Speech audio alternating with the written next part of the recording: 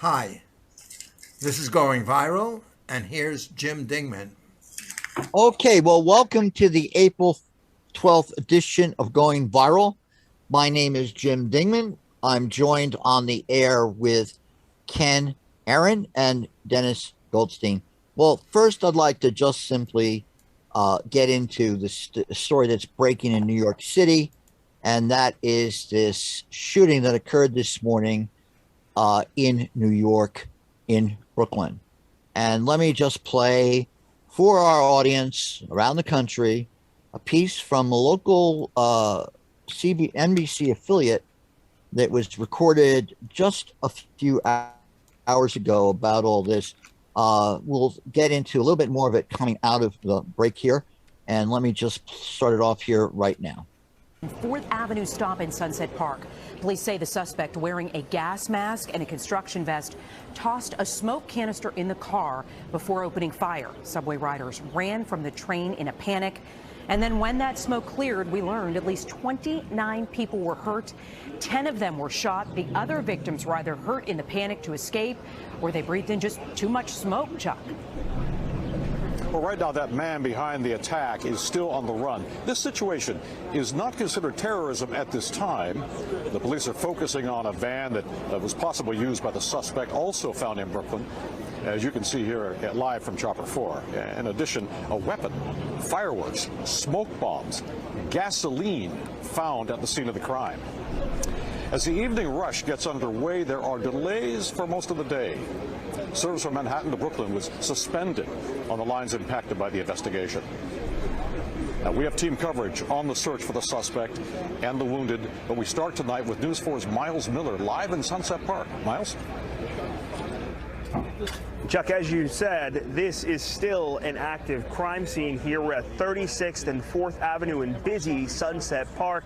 Still, this is a crime scene hours after this all happened this morning. Another crime scene happening right now in Gravesend, Brooklyn, as police and the bomb squad race to figure out if that U-Haul van there is connected to what happened here.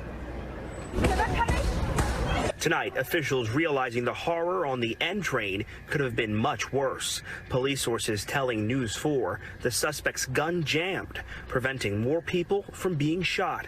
The frightening moments started just after 8 in Sunset Park. As a Manhattan-bound N train waited to enter the 36th Street station, an individual on that train donned what appeared to be a gas mask. He then took a canister out of his bag and opened it. The train at that time began to fill with smoke. He then opened fire, striking multiple people on the subway. Panicked passengers rushed off the train. I was coming out the train and I saw a lot of smoke and I smelled it. It was a really strong smell. And all hell broke loose. The police commissioner saying the suspect wore a green vest and gas mask. He escaped, but wasn't caught on surveillance cameras in the subway because they've been broken since Friday. We say no more. No more mass shootings. No more disrupting lives. No more creating heartbreak for people. Police recovering the gun used at the scene, as well as a bag of fireworks and smoke canisters. Sources say gasoline was poured into spray bottles. The city and federal law enforcement search for New York's most wanted man. They say a U-Haul van with Arizona plates is believed to be connected with the shooting, urging any officers that see it to approach with caution.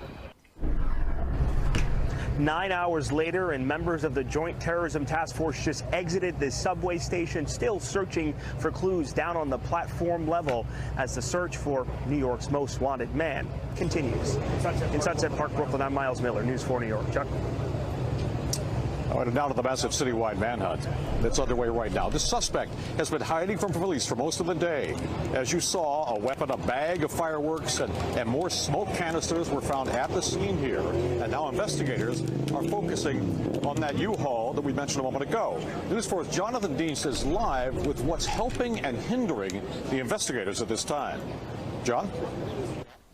Chuck, well, a big break coming as a result of that U-Haul van. We are told investigators have now identified the man who rented that U-Haul van. It is from the Philadelphia area, and that man has Pennsylvania ties. He actually has a past criminal record in Pennsylvania, in Wisconsin, and also in New York. And by using license plate reader technology and other information, they've determined that that van was driven from Pennsylvania to New York, through New Jersey to New York, yesterday into today, and that investigators believe that van may have been used by the suspect, who later went onto the subway with that bag of items to carry out this attack. All this suggests if the driver and the shooter are one and the same, which is what investigators are leaning towards at this time, if they are one and the same, this is a premeditated attack, and now they want to know why. Inside that bag of goods, again, was ammunition, fireworks, a hatchet, a spray bottle of gasoline, and again, numerous fireworks. In addition, the gun recovered at the scene, and that he had fired multiple times before the gun apparently jammed. So this obviously could have been much worse if that gun did not jam, and if he was able to set fire to some of the items that he had inside his bag. So again, the big break, the big information now is that police believe they've identified a man who rented the U-Haul van, a man with a past criminal record in New York, Pennsylvania, and Wisconsin.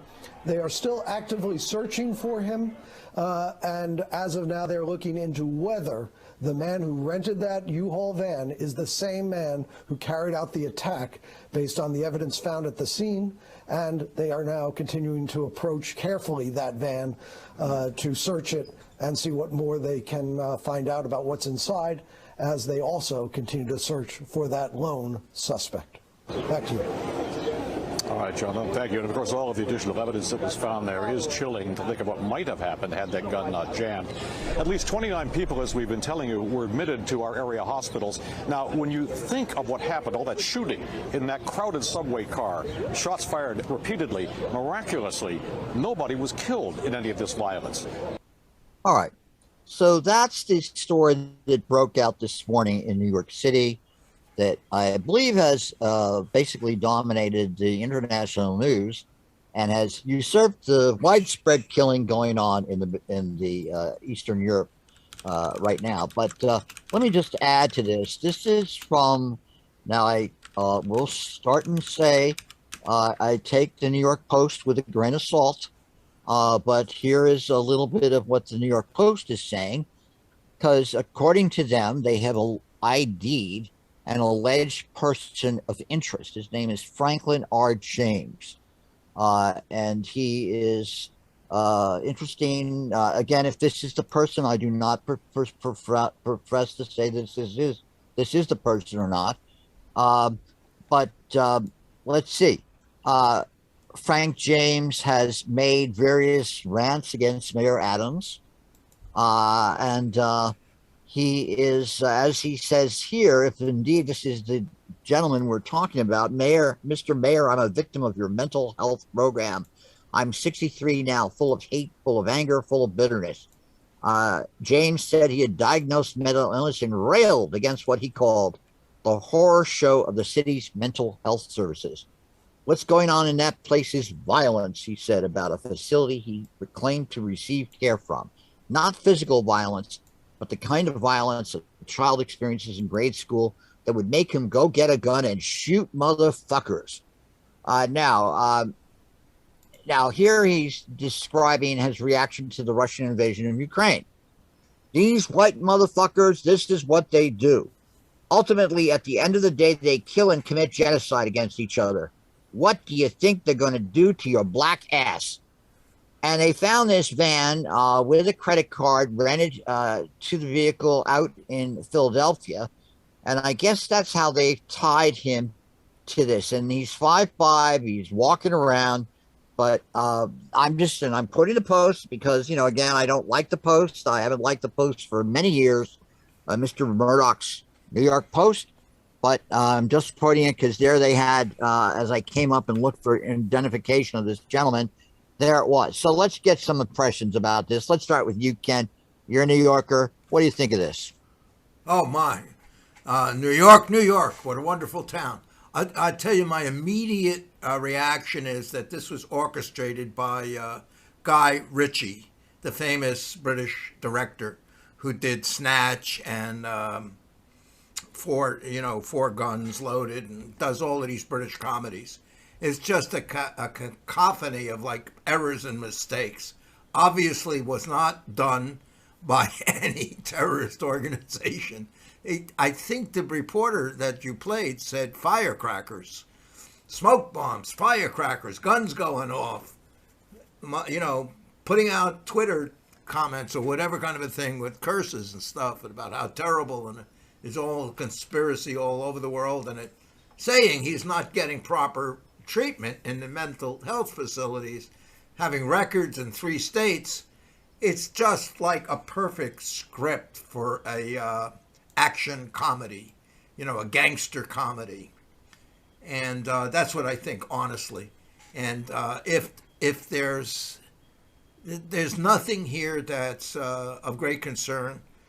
The only thing is, if he doesn't survive, if he kills himself or dies in custody, then I would be suspicious.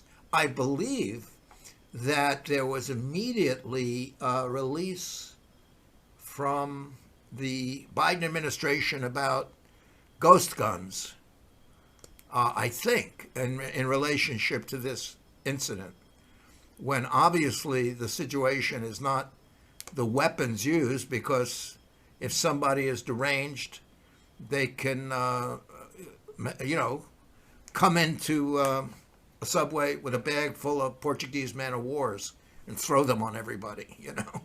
They could always invent some way to harm or distress people. They could poison waters. They don't need guns. You could kill lots of people by poisoning the water much more than you can with bullets.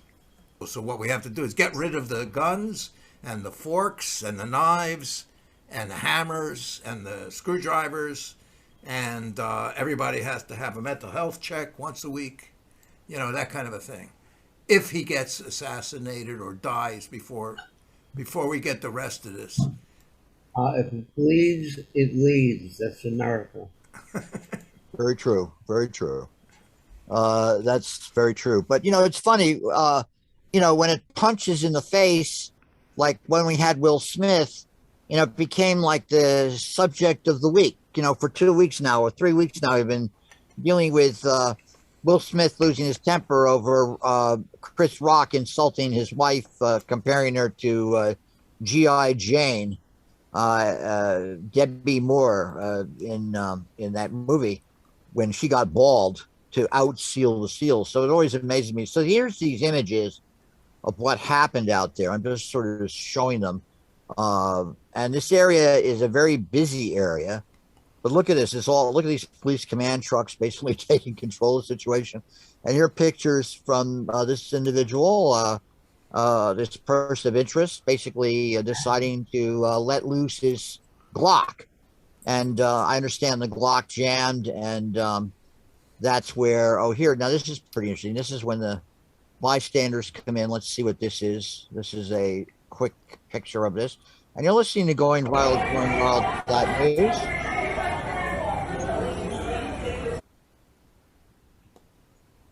Oh, well, so much for that. All right. So, Frank, what do you think of all this, Frank? Well, I've been listening to it since it came into the news. And I'm amazed, actually, that it hit the airwaves in the way it did. I mean, it was on the BBC nonstop. It was as if it just captured the news to the point where I think there's a sort of relief from Ukraine. It's as if this was thank God there's something else happening. Even though, you got 10 people wounded, 33 bullets fired.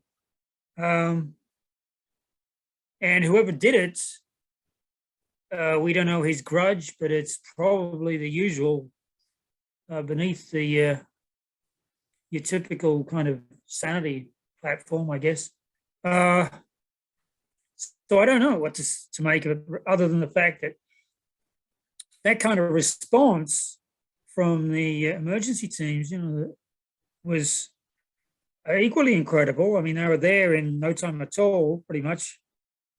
One would hate to have a real crime going on that was even worse.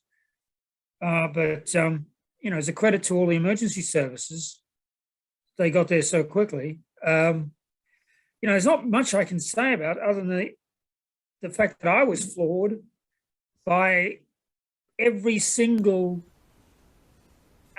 agency out there, news agency, was putting this out there for at least 6 hours to the exclusion of all else, pretty much. I mean, specifically the BBC. Amazing. I mean, this is New York, and I guess New York is in the way of the capital of the world. So what happens here, even if it is trivial by comparisons of other places when it comes to killings, but it's a question of proportionality. I don't know. I'm not quite sure how to really take this in. That's not very edifying, but there it is. Yeah, well, New York is we're joined with Daryl. Daryl's here tonight with us. It's sort of like, I think, basically Dennis's comment, when it bleeds, it leads, is appropriate. And then, of course, the fascination of social dysfunction, the drama of someone going nuts. And then in the midst of all the craziness we've lived in as New Yorkers through the pandemic, and beforehand, is this a terrorist just going nuts and doing a single thing? Is it a white nationalist driving in from out of state to go in and commit revenge against multicultural New York? Or in this case, is it an alleged person of interest, some crazy middle-aged black man who decides to go nuts? Anyway, Daryl, what do you think about what's going on with this shooter? I attempt not to. You live in New York. There are a lot of people here. People don't pay any attention to them. They all have dramas. Just had his name on my head. Train shooter back in 1997, 93, whenever it was. Right. People get the fascination for me, the little that I saw of it, because I'm trying to catch up with the stuff you're sending me, is that somebody pulls out a gas mask and puts it on and then dispenses smoke grenades and only wounds people. You got to figure out that message, because if he was serious, he would have been killing people. Yeah, good point. Good point. Or else he didn't know how to shoot well. I don't know. One of those things. Yeah. Let me interject something, Jim. Yeah. I'm looking at in print. A shock picture showed a tote-like bag believed to belong to the gunman. This is all hearsay now, right? Recovered at the scene, filled with fireworks, a hatchet, pepper spray, 2 gas canisters, and a smoke grenade. So it doesn't have doesn't have even a Molotov cocktail or real grenades. He's got fireworks. So this is just a joke. I mean, the guy is nuts or something like that. And, I'm not saying a person who's mentally deranged can cause a lot of havoc. He had a hatchet and so forth. He could have been created a lot of damage. But obviously, it's not from an organized effort from a terrorist group, etc. No. It sounds like at this point. How about a gang pledging? A gang pledge. Pledge. That'd be a gang pledge. Right? Rather than punching somebody in the face as you walk past them in the street, you shoot them. You up it a little bit.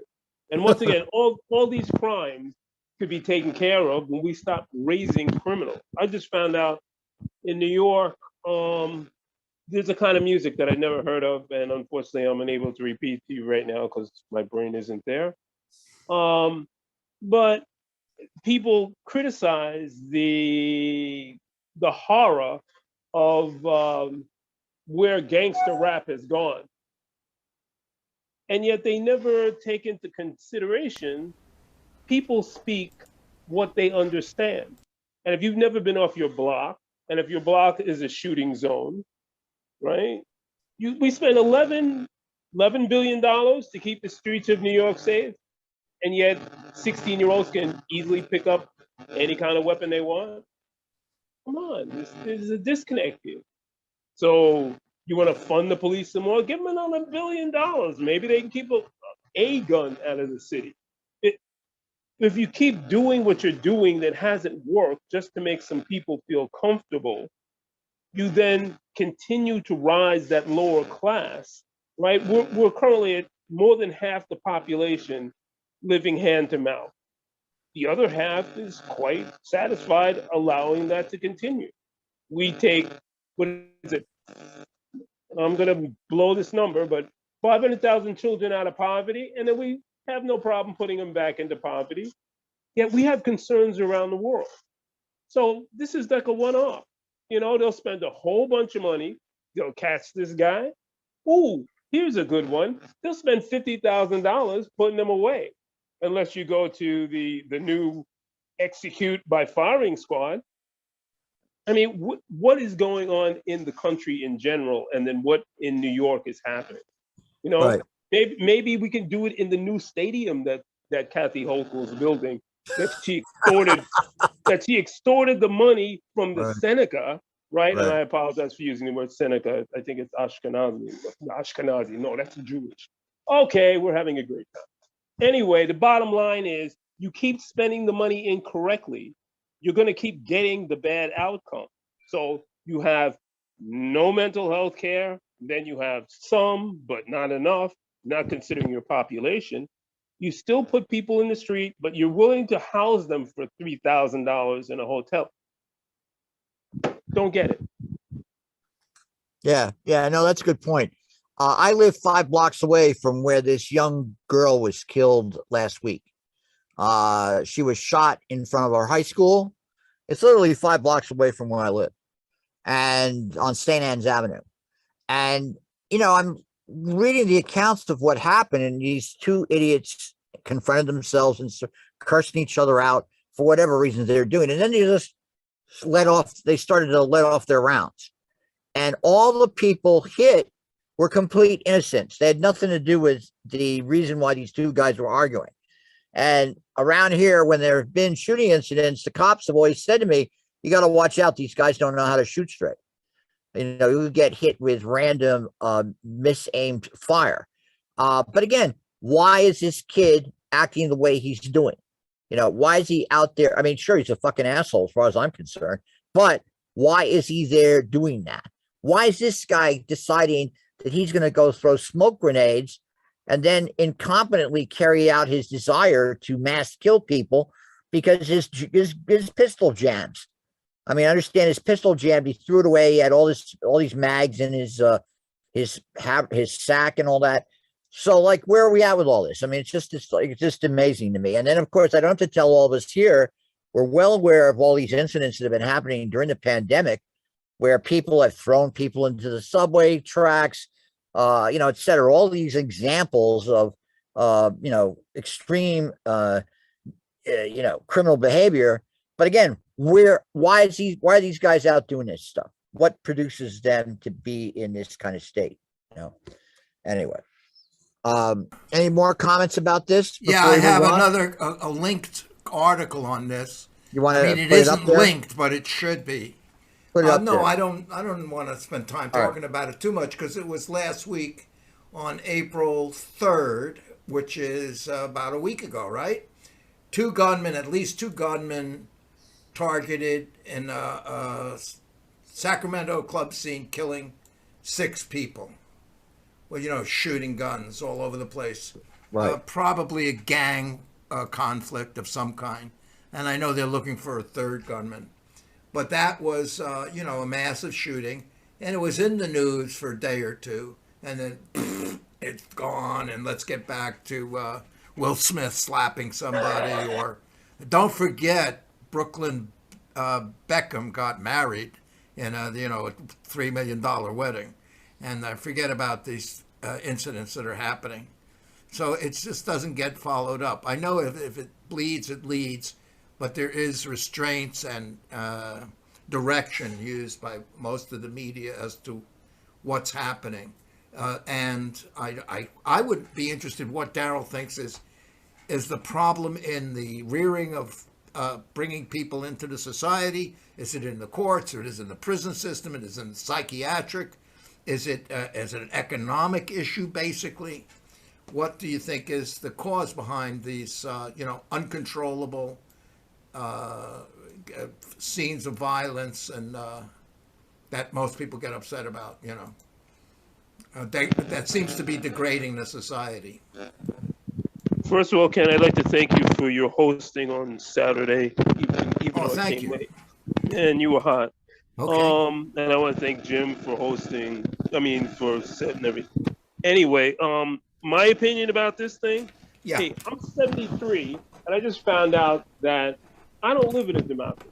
I've never experienced a fair election, and all the people who I ever voted for president. No, I shouldn't say that. All the people when I was voting Democrat and Republican that I voted for president were mass murderers. Unfortunately or unfortunately, they had great press. So they're not Putin,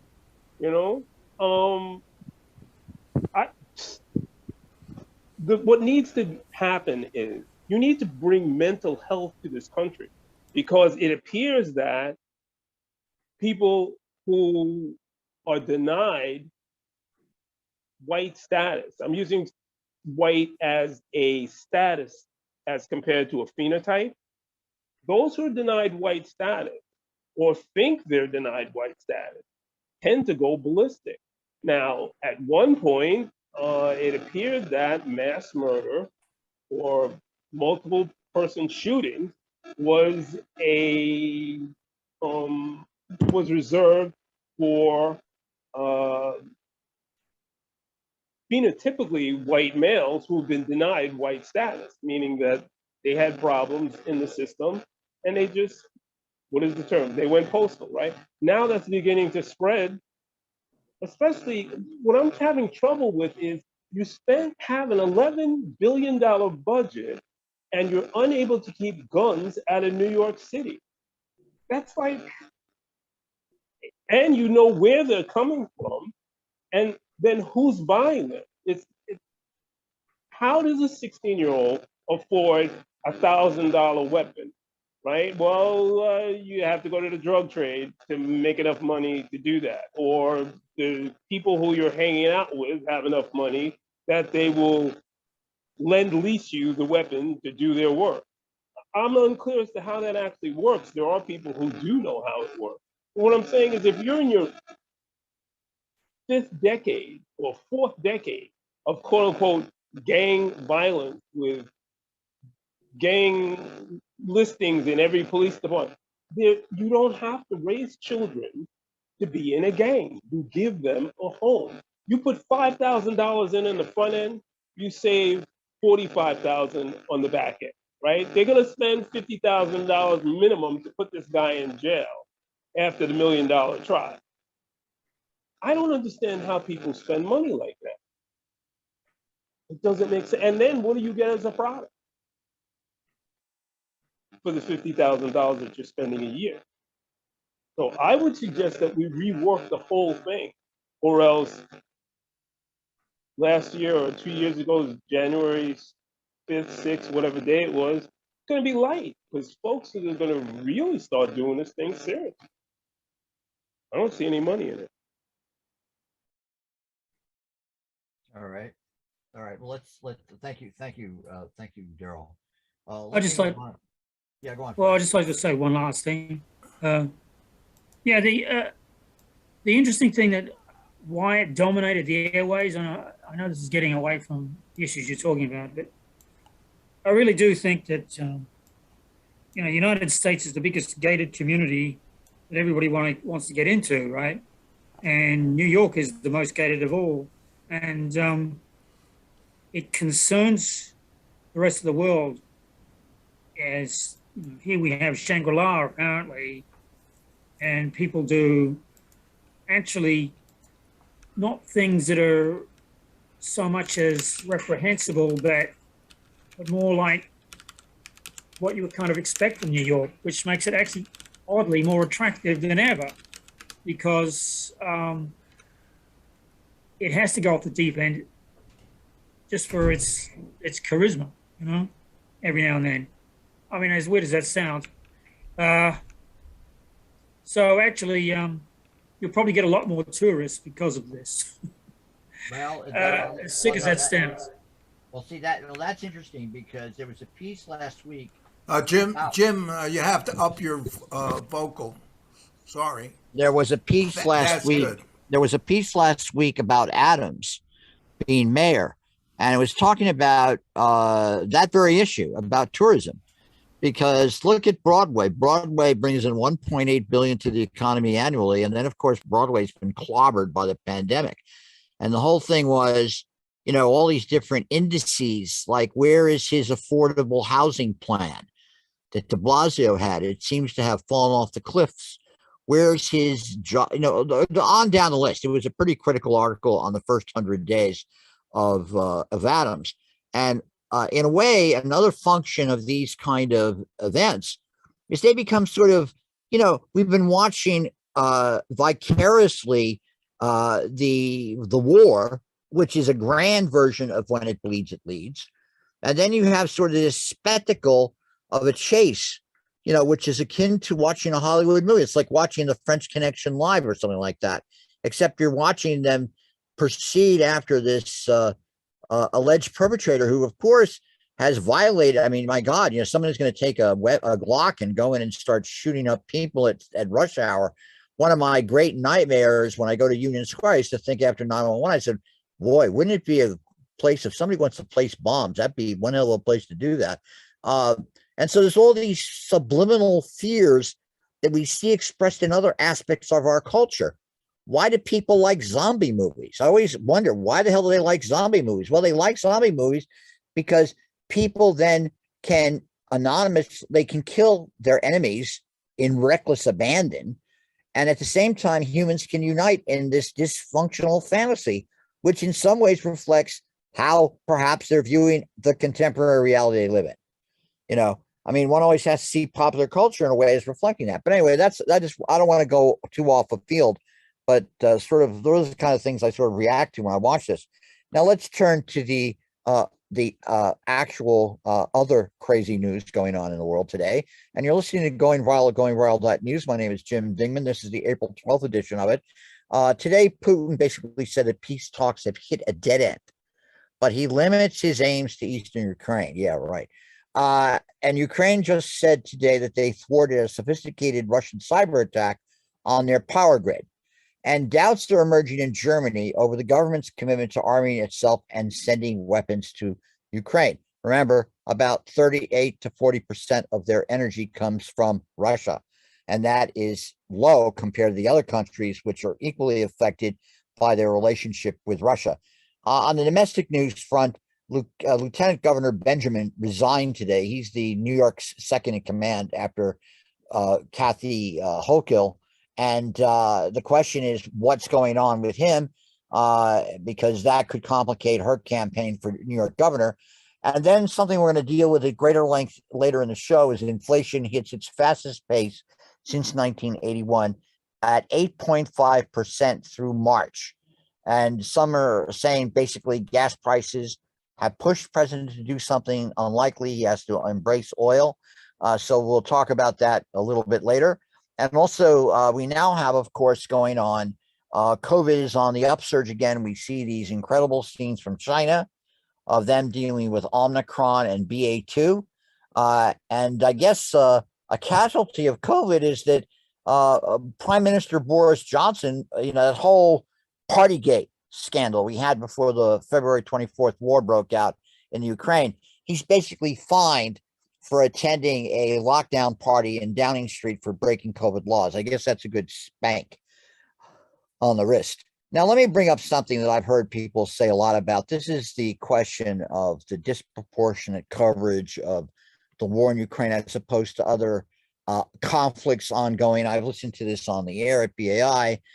This is a discussion. I'm going to play a few minutes of it.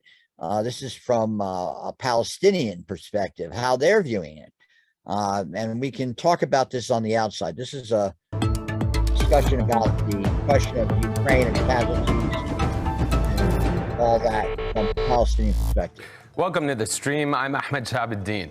As Russian troops continue their assault on Ukraine, Western governments have tightened sanctions against Russian leaders and entities while publicly supporting Ukrainian popular resistance and opening their borders to refugees.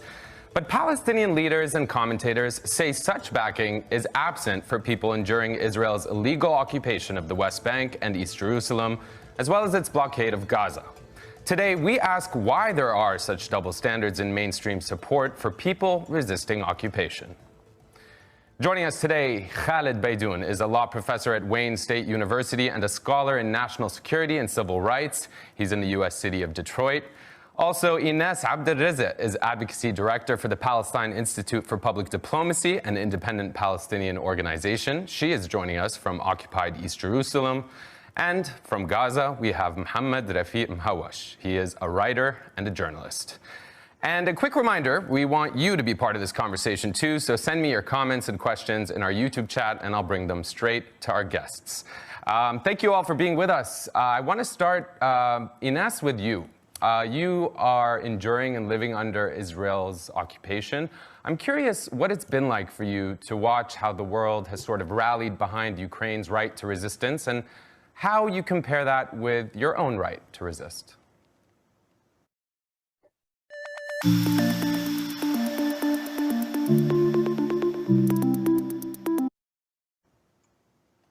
Yeah, thank you very much. I'm very happy to be with you. Yeah, it's been, I think, very frustrating and infuriating for Palestinians to see, how Palestinians have been criminalized, gaslighted, and I think, constantly being told that they don't have a right to resist, or that they're terrorists, or that they're anti-Semites just for asking our rights. Our national rights are being denied, and so we're seeing completely an opposite reaction and very clear accountability sanctions that are being taken in 2 weeks. And for Palestinians, this has been ongoing for 74 years. Yeah, it's certainly glaring to many, these sort of hypocrisies and double standards. I do want to play what the president of Palestine, Mahmoud Abbas, had to say with the U.S. Secretary of State sitting next to him. It's not as if these grievances are not being made in diplomatic channels. Let's take a listen. The current events in Europe have shown blatant double standards, despite the crimes of the Israeli occupation that amounts to ethnic cleansing and racial discrimination, as recognized by human rights organizations, in addition to the attack on sanctities and the lack of respect for international law. We find no one who is holding Israel responsible for behaving as a state above the law. Khaled, when you hear Ines and you hear Mahmoud Abbas, they're making essentially the same claim, right? We've seen this kind of horrific series of human rights violations in Ukraine, and we've seen other atrocities happen. We've seen the international response really being unified, being robust, but also being hypocritical. To you, what are the most striking hypocrisies or double standards, and is it constructive to point them out? Yeah, I think it is. I think the immediate reaction that that I had, and I think individuals globally had, was the racial and racist dimensions of it all that we could embrace and laud. Freedom fighters who were white, who were blonde-haired, blue-eyed, obviously being echoed by pundits who took to news immediately after the invasion. But once you dig deeper into the racial and racist dimensions of it all, and the juxtaposition as to why Palestinians can't get the same, not even the same, but the a semblance of humanity that Ukrainians get, is the real politic of it all, right? That Ukraine has special coveted significance for Western nations, Western media outlets, and Palestine still occupies a position of oppositionality with regard to those real political interests. So the immediate reaction was one of race and racism, but once you dug in deeper, you realize that race and racism have a big part to play with how realpolitik is deployed. And I want to talk more about racism, about the realpolitik, the geopolitics of this all, which is obviously also influencing a lot of this disparity that we're discussing. Mohammed, before we do that, I want to come to you because, you know, you're living in Gaza. You're working as a journalist. And as you watch sort of Western governments, as well as Western companies, kind of fall over themselves to get in line to sanction Russia, to boycott Russia, to divest from Russia, and citing you know, Russian aggression, citing the fact that they're bombing hospitals, they're bombing schools, they're bombing journalists, things that you have endured living in Gaza just this past summer, but also many years before. How does it feel, Mohammed? And where does your mind go? What comes to your mind? Yes, I think it is really shockingly surprising to recall all the events happening over the past 2 weeks. But I think it's really necessary to get a little bit of memory of the time this whole crisis struck since the first Russian troops set foot in Ukraine in February 24th.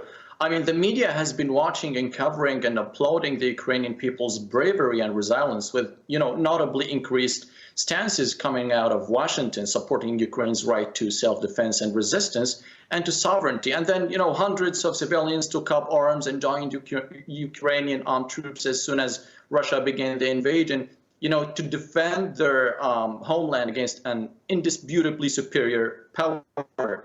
And even after shells started to rain on cities and civilians and started devastating military infrastructure and residential areas alike, we have seen, you know, brave troops and civilians calling it clear that they will continue to fight for their nation's freedom until the very end. But before I get to more deep views, I guess we should declare a nation's right to resist and fight an occupation or illegal military jurisdiction over the people, regardless of the circumstances surrounding the area, whether geopolitical or whatsoever. And you know, I think so much of this, Mohammed, sorry to cut you off, but so much of this really does beg the question, is this about human rights? Or is this about Western hegemony? Is this about geopolitical aims? Is this about shifting alliances? The reason I ask is it's not just Palestine, so many other, whether you want to call them genocides, ethnic cleansings, collective punishments. I mean, Khalid, we've seen time and time again this selective championing of human rights. And I kind of want to ask you, based on what we heard from Muhammad, and by the way, please feel free to jump in, right? Because otherwise we'll never get to everything we want to get to. But Muhammad brought something up that was very interesting. If you take a look at my screen, Khalid, this is how the Independent, one news organization, but countless have kind of been, I would even say, glorifying the Molotov cocktails that we've seen Ukrainians throw at Russian soldiers. Ukraine's government encouraging citizens to make the bombs. We've seen that same thing happen, you know, in the Western media, in Western politicians, you know, championing this movement of mass Molotov cocktail manufacturing. And to me, it's so glaring because if you look at this article from Haaretz, you know, this is just a couple weeks ago as this was all playing out, you know, Mohammed Salah, one young Palestinian boy, just one of several who were killed by Israeli soldiers for intending to use a Molotov cocktail. How is it that an intention justifies your murder in the context of Palestine, Khalid, but somehow in Ukraine it's not only glorified or praised, but it's seen as expected and normal? Yeah, that's okay. So you get the drift. The question of this has been brought up. We've talked about this as we've been looking at the situation in Ukraine. You know, Afghanistan's the people still starving, the millions there, Yemen, Syria, etc. But what do you make of the distinctions that this particular panel of people were talking about in terms of their comparing it to the Palestinian situation? Let's start with Dennis. Dennis, can you unmute? Dennis, just unmute and tell us what you think. What do you think, Dennis? Just have to unmute. Oh, you're not there yet. You just got to unmute. Get the old unmute. Yeah, we can hear you. Yeah, go on. So what's your opinion about this? It's U.S. policy that makes the difference. It's the United States wants to use Ukraine against the Russians, and they want to use the Israelis against the Palestinians, and that's how things go. It's U.S. policy in terms of strategy. If you look at all these different things, these different conflicts have to do with what's good for the United States in terms of the ruling class. That's what I would say. And what they want and what they don't want. And then things go that way. And most of the countries in the world are afraid of the United States. And they also think the United States is the greatest purveyor of violence. As Martin Luther King said in April 4th, 1967 at Riverside Church, we are the greatest purveyor of violence in the world. And if you want to solve the world's problems, you have to overthrow the ruling class in America. That's what I would say. I'll leave it at that. All right, thank you, Dennis. Ken, your opinions about this? I concur with. I really like. I thought that guy was very articulate, the moderator on that program. It is correct. It's a. I don't want to say conspiracy, but it seems that the major media is driven in collusion with major corporations and governments to feed to the people what they should be upset about, what they should worry about. Just the same way they try to convince everybody that you have to use underarm deodorant and you should, you should vacation here and you want to buy an electric car and so on and so forth. It's all marketing of the sheeple. And it's correct to say that there's many situations around the world that are not paid attention to or not given exposure. It's all in the hands of who's ever controlling the media and the social networking, whatever the media being broader than just television and radio, obviously. It's all of the venues that are available now through the internet and through the movie theater and podcasts, etc., and so forth. It's a manipulated reality, and in terms of it is something you can observe. Your reality is based on the development of the culture that you're living in. That determines what reality is, and it's basically from the media. That's why they advertise. It works. It convinces people. No, that's a good viewpoint. I agree that the issue of culture and imagery and how people perceive things culturally is very important in terms of any kind of look at media around the world. But Daryl, what do you think about this issue that was raised here in that little piece? And I apologize for starting with From their perspective, they have questions. My question is, how long is the United States government going to be able to sustain this particular narrative with a population which appears to be very, very restless?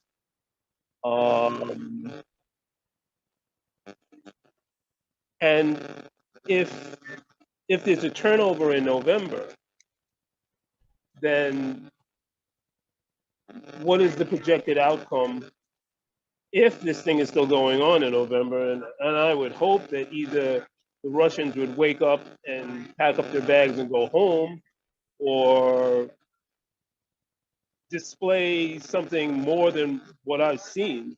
Because I'm depending on you folks to explain to me what's happening with regard to Ukraine, because I'm failing to understand it. And what's passing for news is one-sided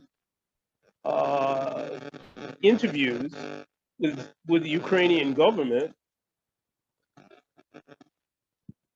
I'm failing to get what I need because I fail to understand how, if Ukraine is supposedly outnumbered as severely as the media would like you to project, then why are the Russians pursuing the strategy they're pursuing? So even the interesting part of that isn't being covered in the media. What's being covered in the media is the atrocities, this and that. I've yet to see on mainstream media what the gentleman was talking about. People actually throwing Molotov cocktails at tanks and them exploding with gasoline all over the tank, and the guys jumping out and grandma machining somebody. I ain't seen that yet. So I apologize for having little to say on this, but what's happening in Yemen? I mean, like they just got a halfway ceasefire. Is the ceasefire holding? Are they going to open up the ports? Afghanistan, are the children on hold? Did Biden give away all the money? The money was his to give away anyway, because even though it was held by the Afghan central bank, it was United States investment. I mean, fill it out so that we can all be somewhat intelligent and speak from information rather than rumor that then 2 newscasts later becomes accepted fact. I'm not getting it. All right, thank you, Daryl. Frank, your comments. Well, in response to what we just saw, I mean, if you're going to cry hypocrisy, which is, pretty easy to do, I mean, if you're just going to selectively equate things, like, okay, this guy's got on a Molotov cocktail, so does that. So this guy in a different entity, therefore it's all the same, essentially. And so you can look at it without even taking into account proportionality. Or if you're looking at Israel and saying, okay, they're the same as Russia, which is what is implied. Well, it is a democracy. There are Arab Israelis, and what they could do to Gaza, if they were Russia, there wouldn't be a Gaza. It would just be a flat tarmac of rubble. There would be nothing there. So obviously there's discrimination in the way they fight in Gaza when they do and generally speaking, it's after Israel has been hit, by something that triggered their response. As far as the ethnic side of it goes, yeah, that is difficult. That is difficult to come to terms with at times, agreed. But I think it's a flawed argument. I mean, it really is to equate the two. What Russia is doing to Ukraine is not the same thing. And the threat is far greater than Israel's, Israel's umbrella sort of stultifying the growth of Gaza and, the Palestinians in the West Bank. Yeah, I absolutely over time, that's clearly something that has to come to, everybody has to come to terms with and has tried to. But it's not the same as the arguably genocidal activities of the Russians in eastern Ukraine. And that is, it's getting to the point where it's ridiculous almost to the level. I cannot see the hypocrisy that these Palestinians are talking about. What they're doing, they've done some heinous things too on their side.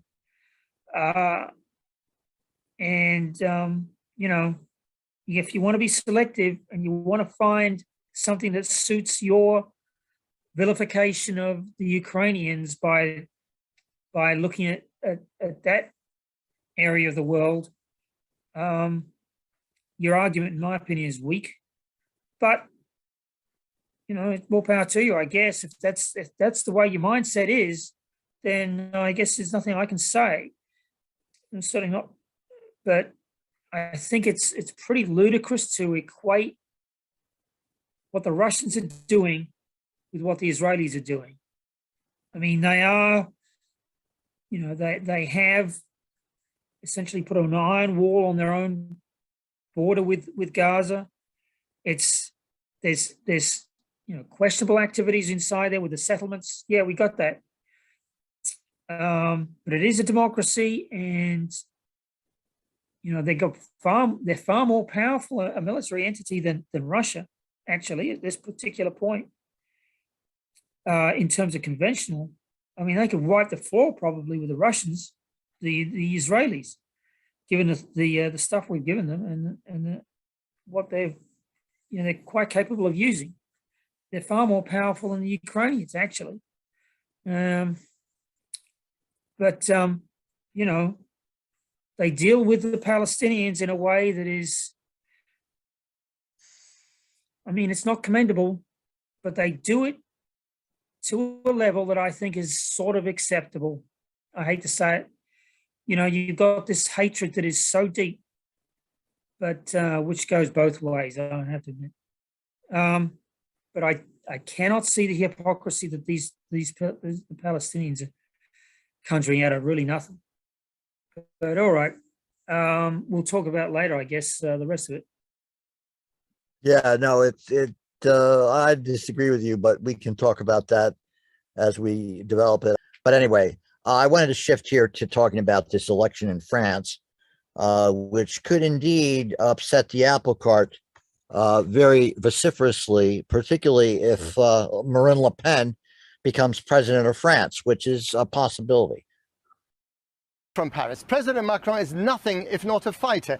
Encouraged by the result of the first round of the elections last night, he took his campaign to the industrial heartland of his rival Marine Le Pen today, desperately seeking working-class votes, which he needs to win the second round of the election in 2 weeks from now. He'll have heard one accusation above all others, that he's out of touch with ordinary France. In the end, the future of this country hinges on one question. What is greater here? Fear of Le Pen, the hard right-wing nationalist, or hatred of Macron, the incumbent? Traditional parties like the Socialists and the Republicans that once ruled France for decades have almost disappeared completely, leaving President Macron alone and lonely in the centre, facing a barrage of extremes. In the glare of the morning, one thing has become obvious. In the French Republic, a rising tide of extremism is challenging a president who alone embodies the establishment. Last night at Emmanuel Macron's camp, they weren't sure whether to prepare for defeat or victory. Some leaked polls had him losing. Vous voulez parler couramment français? Then pay close attention to what I'm about to say. I want to teach you 5 key elements. Then, as the polls closed, almost everything changed.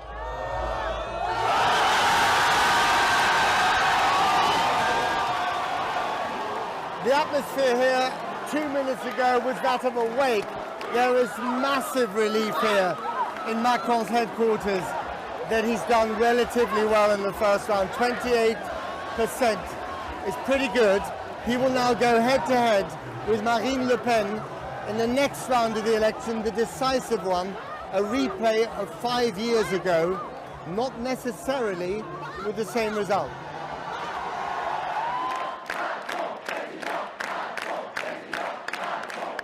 Emmanuel Macron thanked the 9.8 million French who had voted for him. But he knows that to hold on to his job, he needs to persuade millions of others that he feels their grievances and will do something about them.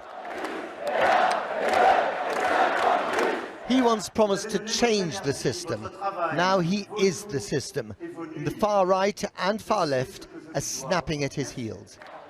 In the crowd, France's defense minister, Florence Parly. So the extremes are in the majority, right? It's 50%. So now we will have to fight against non-participation. That's the first. And we will have also to explain what is President Macron's proposals for the future. A France which is supposed to be strong, has an ambition for itself, and he's not been very good at selling his record, though, has he? I mean, he's done quite a lot, but he's not been very good at selling his achievements. He has not very much time to do so due to the international environment, but I'm sure that he will spend the time necessary to explain what is his project for France. The most common accusation against Macron is that he's too aloof and elitist, but he's also embraced a multicultural France like few others. How do you feel tonight? Amazing. Amazing? Yes. You were making a sort of comme ci, comme ça face there. No, no, no. I am... Let's have a look. Oh, there we go. Now I'm so excited. Excited, very excited. But he could still lose. Second round, right? No. It's possible. Everything's possible. No. She would beg to differ. This election was Marine Le Pen's third attempt at the presidency, and so far her best result. Her forte is still to channel the resentment of a France that yearns for a whiter, more predictable past. Ce qui se jouera ce 24 avril n'est pas seulement un vote de circonstance, mais un choix de société et même de civilisation. De votre vote dépend en effet sur tout le territoire français la légitime prépondérance de la culture et de la langue française. Turns out her Achilles heel is her past admiration for this man. She liked his strongman image, he liked her opposition to the EU and NATO, and now she would love France to forget these snaps. It's on every TV show, every member of government was saying, oh, look at Marine Le Pen, she's a puppet of Vladimir Putin. If you elect her, you're basically electing Vladimir Putin in France. I'm not sure it will work that much. Here's the thing. Ukraine and the war in Ukraine is important, but it's mostly about geopolitics. The French are also mostly worried right now about what's happening in France. They're worried about how they'll put gas in their tank, how if they'll have money in their wallet at the end of the month.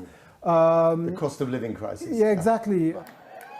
Il ne faut pas donner une seule voix à Madame Le Pen. Not a single vote to Madame Le Pen, says the man who could swing this election. Jean-Luc Mélenchon, old warhorse of the hard left, anti-American, anti-NATO, anti-business. He got a staggering 7 million votes. He fears Le Pen more than he hates Macron, but he has very little control over his exuberant supporters who follow in France's revolutionary tradition. But forget red, it's blue and yellow that matters these days. The Ukrainian colours draped around Marianne, the matriarch of the Republic. The war has changed everything, including this election. Well, with me here in Paris on the rooftop is Sophie Pedder. She's the bureau chief of The Economist and author of a highly praised biography of Emmanuel Macron. Thanks for coming on the programme, Sophie. The world is different to 5 years ago when they last had a face-off against each other. How does that change the second round of the elections? Well, Marine Le Pen has been here and has failed, and she knows what it takes. You know, she knows how tough it is. She knows what it's like to hold a debate against Macron, and she's going to be much better prepared. She's going to be much better briefed. But Macron is also the experienced statesman. You know, I think that he's got a track record to defend. He's able to point to things he's done, like bring down unemployment and, you know, boost the European Union. And so I think that that's also makes it more difficult. He's not the newcomer he was, the fresh-faced newcomer we saw. He'd be judged on his record. And I can't really work out whether incumbency in France is a good thing or a bad thing. Well, traditionally, it's not at all a good thing. The French love to kick their presidents out. And actually, you know, they have a word for it, dégagisme, which means, you know, get rid of the old guys. Beheading. Beheading, in a way. You know, there's an old tradition, goes back quite a long way. But I think, you know, Emmanuel Macron, in that respect, is quite an astonishing first-round score to have got nearly 28% of the vote. So you have to go back to Mitterrand in 88 to find a first-round score for an incumbent president as high as that. So surprisingly, despite that you know, urge to get rid of the guys who are in power, he has actually managed a pretty good first-round score, Macron. And how important is the question of her links to Vladimir Putin? I mean, you know, there was the €9 million loan from a Russian bank, which I think she repaid after the last campaign, or perhaps is still repaying. And then, of course, she said some very admiring things about him. She has. I mean, the astonishing thing is it doesn't seem to have so far damaged her in this campaign. She has condemned the war in Ukraine, but apart from that, all those sort of legacy relationship with Putin remains. I think it will come under scrutiny. I think that Macron won't let her off the hook there. I think that he is going to make sure that it becomes an issue for the French in a way that it hasn't been so far. So I would expect him to attack pretty hard on that when it comes to their debate. There are some areas of Paris, not this one, I hasten to add, that voted 60% for Jean-Luc Mélenchon, the veteran candidate from the far left. What's going on there? Well, I think he draws an affection. Young people like him. He did these rallies where he had a hologram appearing in 11 other cities, and he was in one. He's almost the sort of Bernie Sanders of French politics. But I think he got the tactical vote. That's what really happened. So a lot of people who on the left who saw the disastrous performance in the polls of their own candidates, the Socialists, the Greens, saw in Mélenchon the one who might keep out Marine Le Pen, and that's, I think, what inflated his vote. But some of his supporters might also vote for her. I wonder to what extent this election isn't really about left versus right, but about establishment versus anti-establishment. The monarchy against the revolution. Well, in a way, that's what Macron was all about. When he went and campaigned 5 years ago as this electoral novice that nobody knew about, his whole campaign was about realigning French party politics. He always said, Europe, the environment, these issues don't divide between left and right anymore. They divide between the sort of liberal centre and the nationalist extremes. And I think that's what you said in your introduction. It's left him with a very, very strong centre, but also incredibly lonely, and with these fringe candidates now, or the extremes, as his only opposition. And finally, what's your hunch? And if she wins, what happens to France and Europe? Well, I mean, that's, as you said, this is going to be a really difficult time for Europe. It would lead to a complete breakdown of the Franco-German relationship. It would lead to new alliances with Hungary, with Poland, and a sort of dismantling, in a sense, from within. So I think that it would be a difficult time indeed for the European Union, to put it mildly. People have been arguing it's a choice between H.W. Bush, G.W. Bush, or James Buchanan, something like that. And then Mélenchon being compared to Bernie Sanders is interesting, with 7 million votes. So basically, Macron has to strip away the votes from Mélenchon, from the socialist candidate. He has to mobilize. I think they had about 75% voter participation, so they got to get him up. And then he can perhaps squeak by. But nevertheless, Marine Le Pen is someone who Putin would look on as a favorable candidate to be elected, because she would essentially do a Brexit with France and take them out of NATO. So let's put Frank on first. Frank, what do you think about all this? Oh yeah, I followed this pretty closely. My wife didn't. The interesting thing is that that the BBC and Western media didn't understand that it was a close race between Le Pen and Mélenchon. I mean, that was close. There's only about 1 million in it. And yeah, he's right that Paris in particular nobody voted for Le Pen, hardly. Everybody either voted for Macron or Mélenchon. And apparently the polls are showing that about 30% of the Mélenchon's people will vote for Macron. Now, don't forget, Mélenchon did not say vote for Macron. And about 30% will vote for Le Pen, okay, which is interesting. Now, the other 30% odd, they're up for grabs. And I suspect that, yes, the Ukrainian war is a major factor in their decisions. So I'm thinking, the socialist votes will determine who wins. And if they go with Mother Russia and Putin, Marine Le Pen could get in. As far as the rest of them go, I mean, Zemmour is going to vote for Le Pen, Zemmour's people, most of them anyway. But the rest of them will probably go with Macron, other than, I suspect, the Green Party and so on. So this debate, even though Macron will try and, corner her regarding Putin, I think she's going to come out swinging and saying, yeah, he's still an admirable guy, you know. I think if she's, you know, trying to finesse the voting populace, I think she's going to do that. She's going to actually side with Putin, and that's because of her, you know, last results. She failed to get that essential socialist, the leftist, as a voting bloc for her. So that's what I predict, and that should be pretty interesting.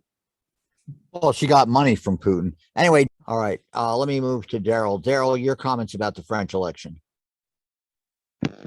I was just interested in the numbers. My understanding is Le Pen and the gentleman who ran to the right of her.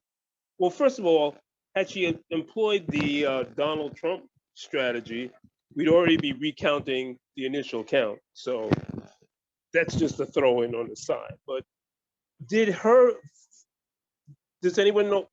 My understanding was that the numbers on the right were almost 50% if you added the two candidates up, and that Macron came in at 44.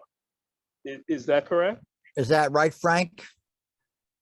Frank, you've been following it. No. I mean, he got 28. She got about 24. And the interesting thing is that Mélenchon got 22.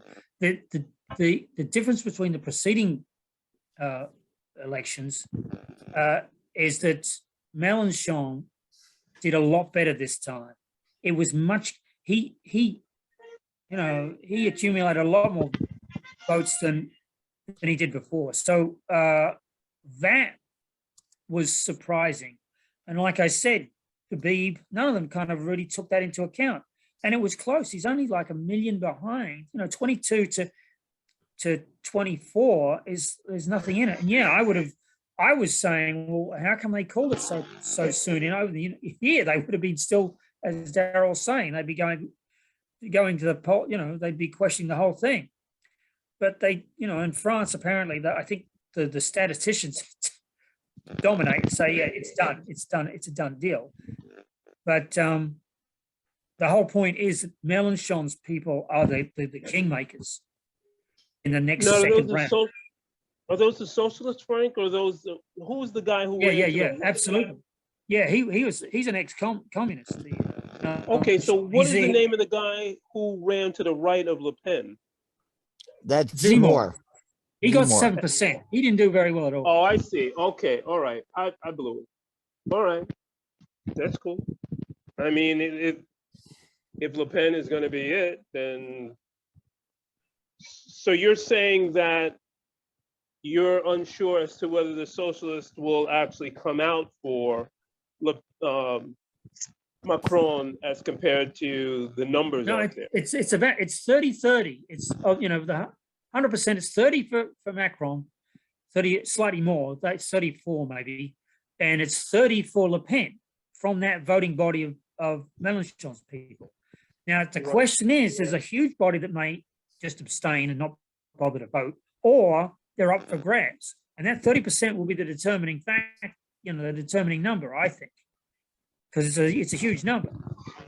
So it's going to be closer than I think what they're polling right now. They're pretty much saying that Macron's got it, but these debates, I don't know how many debates they're going to have in the next couple of weeks. It's going to be interesting to listen to. Yeah, and also with Zemmour, of course, is someone he's a popular, he does a weekly talk show, or he used to do one, and he now hosts a radio show, and he did a book basically talking about, it's sort of reminiscent of the kind of things we see debated in the United States about the demographic shift going to non-white Americans. And he, of course, is in charge of arguing about the whole great replacement theory, that basically France's native population will be replaced by non-European people. And he was actually fined for incitement on racial discrimination about 11 years ago, and incitement for hate against Muslims in 2018. And he's constantly accused of that. So that's the guy to the right of Marine Le Pen and his party, the Reconquête party. I guess we'd have to have Alex here to, polish up my butchered French. These people are arguing essentially he's defining himself as a Gaullist, a Bonapartist, and he takes a hard line on immigration, Islam's place in France, and national identity. But anyway, let's go to Kenny. Kenny, what do you think about the French election? Oh, I'm very prejudiced. I love France. For metaphysical reasons, there's no real justification. It maybe has to do with past lives or something I picked up when I was eating French fries in Coney Island. I don't know. But I love it. Vive la France. I love Paris in the springtime. All right. Summer. So I don't care. It's fine. As long as the French spirit stays alive and the French people can be French. Now let's turn to some domestic politics. Okay. So we were talking earlier. Kenny had raised the issue of Title 42. And so let's get into what this issue is. We'll talk a little bit more about it and how it's impacting on the election. Some of the Democrats are starting to freak out over it. But let's first play this piece from CBS News today on this very issue. Title 42 has some Democrats worried about the political cost to their majority in Congress. That's right. Title 42 is a pandemic immigration policy implemented during the Trump administration that turns migrants away without letting them apply for asylum. A new CBS News poll shows immigration is among the top issues for Americans. Joining us now is CBS News political reporter Caitlin Huey-Burns. Caitlin, great to see you. So what are Democrats saying about the Biden administration's decision to end Title 42? Hey, Tanya. Well, this is creating some tricky politics for Democrats at this moment, because on one hand, you had lots of progressive Democrats and Majority Leader Chuck Schumer urging the administration to end Title 42. They said that it was a Trump-era decision that was, they thought that this was discriminatory in the end to immigrants, and they said as pandemic restrictions are being lifted across the country, that should also apply to the border as well. But on the other hand, you have some more moderate Democrats, especially those in the Senate who are up for re-election this time around, who are urging the administration to come up with a better plan to address what's likely to be a spike in migrants at the border once this order is lifted. Officials estimate that there will be a spike this summer, and you have some more moderate Democrats saying to the administration, look, you need to do something about this. And that shows the political cost that Democrats are calculating here, because even though you have the more liberal members urging for this policy to end, some of the more moderate members whose seats will determine whether Democrats can control the Senate after this year's midterms, saying that this could be a political problem for them. One good indication of that is this week, New Hampshire Senator Maggie Hassan, who is up for re-election this year, went down to the southern border in Texas. She stood next to the border wall and urged the administration to come up with a better plan to address this likely spike. Now, the administration has said that they're putting more resources for agents and for facilities to accommodate this, but this continues to be, or is likely to be, as Democrats are arguing, somewhat of a political issue for them, and something that Republicans are very eager to run on in this year's midterm. Hey, Caitlin, Lana here. So we know that voters care most, according to our latest CBS News poll, about the economy, about inflation, about crime. We also know that those issues oftentimes get conflated with immigration. So how are voters assessing immigration as an issue ahead of the midterms? Yeah, it's a great question, Lana, because we do see in our CBS polling that among the top issues for voters, these top 5 issues, immigration does rank among them, with about 48% listing it as a high priority. Now, that is not as high as inflation, the economy, crime, and other issues, but it is still there. That interest in terms of it being a priority is largely driven by Republicans. You see a majority of Republicans Republicans. In fact, 72% of Republicans saying this is a high priority compared to 43% of independents who matter in these midterms and 36% of Democrats. But what's also interesting is that you're seeing a majority of Republicans say that this needs to stay in place, that you should turn these migrants away at the border, that they should be expelled immediately. But a majority of Democrats and a majority of independents say that they should go through the legal process here. So that's kind of how it's breaking down, really on partisan lines. Right. So, Caitlin, along those lines, isn't there some political risk here for Republicans? Because, like you said, if it's mostly Republicans that support, keeping Title 42 in place and keeping these stricter immigration measures in place, they do need to appeal to a broader swath of voters, those independents and even some Democrats in some places. So what's the political risk for Republicans here?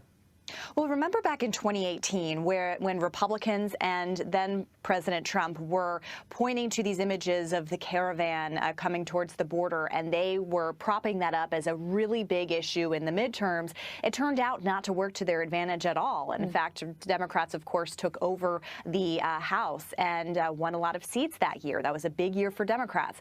This time around, though, talking to Republicans and Democrats, there's a little bit of a different dynamic. We actually saw Republicans do better among Latino voters in the past election, not only for the presidency, but also for the House. So they're calculating that they've been making inroads with Latino voters. And they also point to polling that shows that the big issue for Latino voters is the economy and inflation, not necessarily immigration. So they feel in a midterm year where the priority is ramping up the base, turning up the base, that this is an issue that appeals to them without necessarily alienating some of those voters they need to get on board. Of course, we'll see if that does work out the way that they are anticipating it will. Interesting Still a while strategy. to go. That's right, a while to go. Well, Caitlin Huey-Burns in Washington, thanks so much. All right, Appreciate so it. that's CBS News talking about. Well, okay, let's get into what Title 42 is and how it was implemented. It was implemented in March of 2020 under pressure from the White House because basically Trump was looking for a tool to reinforce his objectives of basically wiping out the asylum system. So the CDC issued a mass migrant expulsion order under a legal provision that became known as Title 42.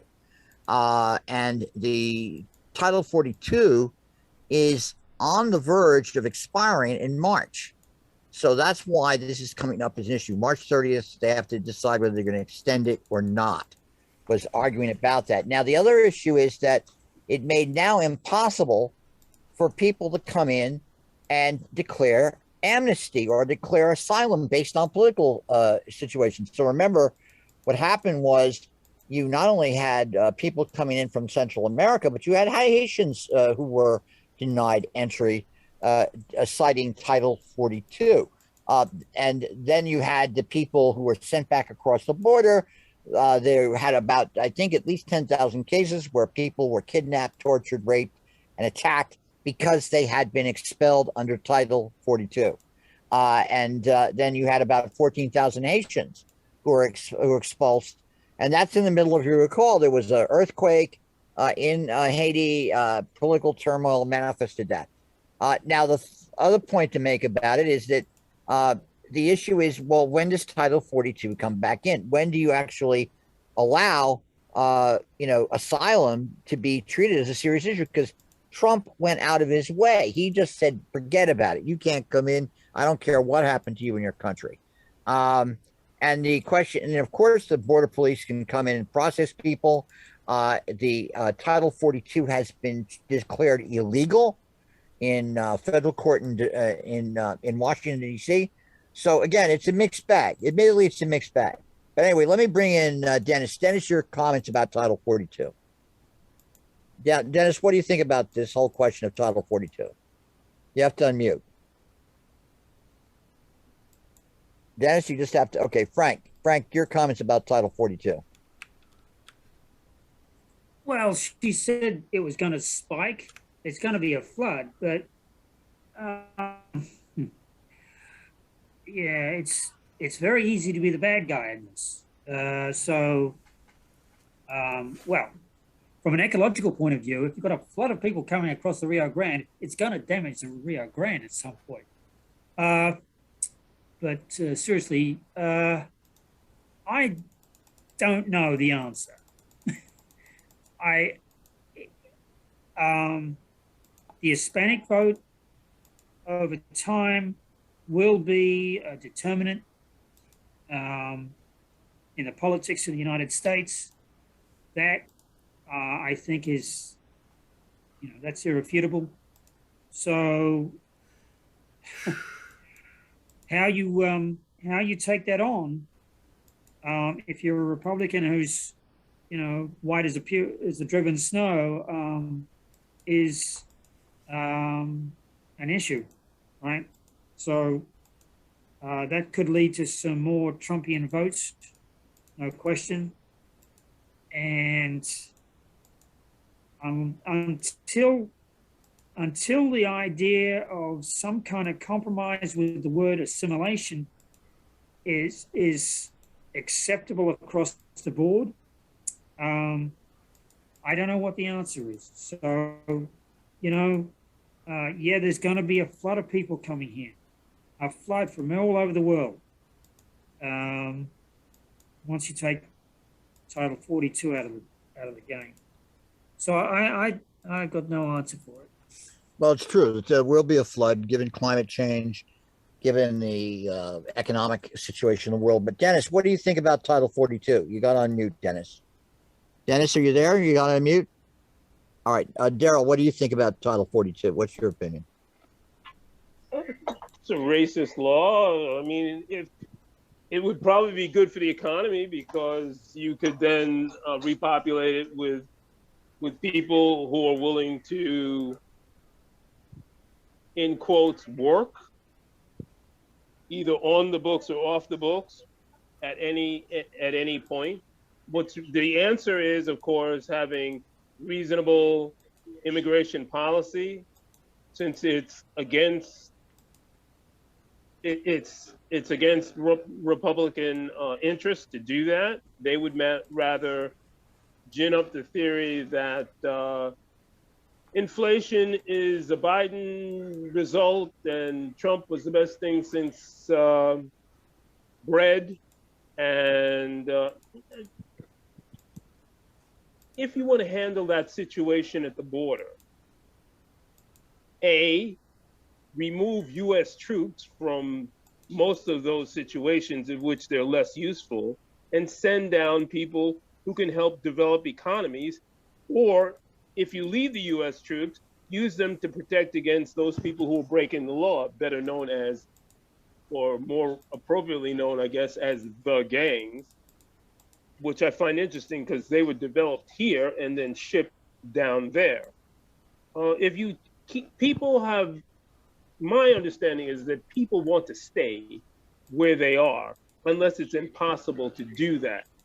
And so if you continually back governments that are quote unquote anti-democratic, but more to the point, are pro-capitalist and genocidal to their population, you're going to get people to say, hey, I can't stay here anymore. And so the best way to solve that is to drop the 42 and at the same time have programs to keep people in place. Right, that makes sense. Dennis, have you unmuted yet? Dennis, we wanted to get your sense of your opinion about Title 42. This whole question about immigrants and the way they've been using Title 42 to deny people entry into the United States. What do you think about that? I don't like it. I don't like it. I'm against it. I'll just leave it at that. Okay. All right. Now let's talk about economics here. Dennis, keep your phone open here. We're going to talk about inflation because inflation is, I have all sorts of different opinions about this, but I'm going to first start with the Economist explaining it. Now, the Economist, of course, is sort of a mainstream paper, as sophisticated as that can be. We're probably going to get a sort of more or less middle of the road explanation about inflation, but let's first hear what they have to say about it. Has come a surprising change. Inflation soared to its highest level in over a decade in April. The biggest month-over-month increase in September, get this, 2008. The sharp increase in inflation blindsided many economists. Almost no one saw it coming. Inflation is the least predictable it's been for a long time, probably for decades. But is this high inflation just a temporary blip, or could it spiral out of control? It's the most important question for the global economy at the moment.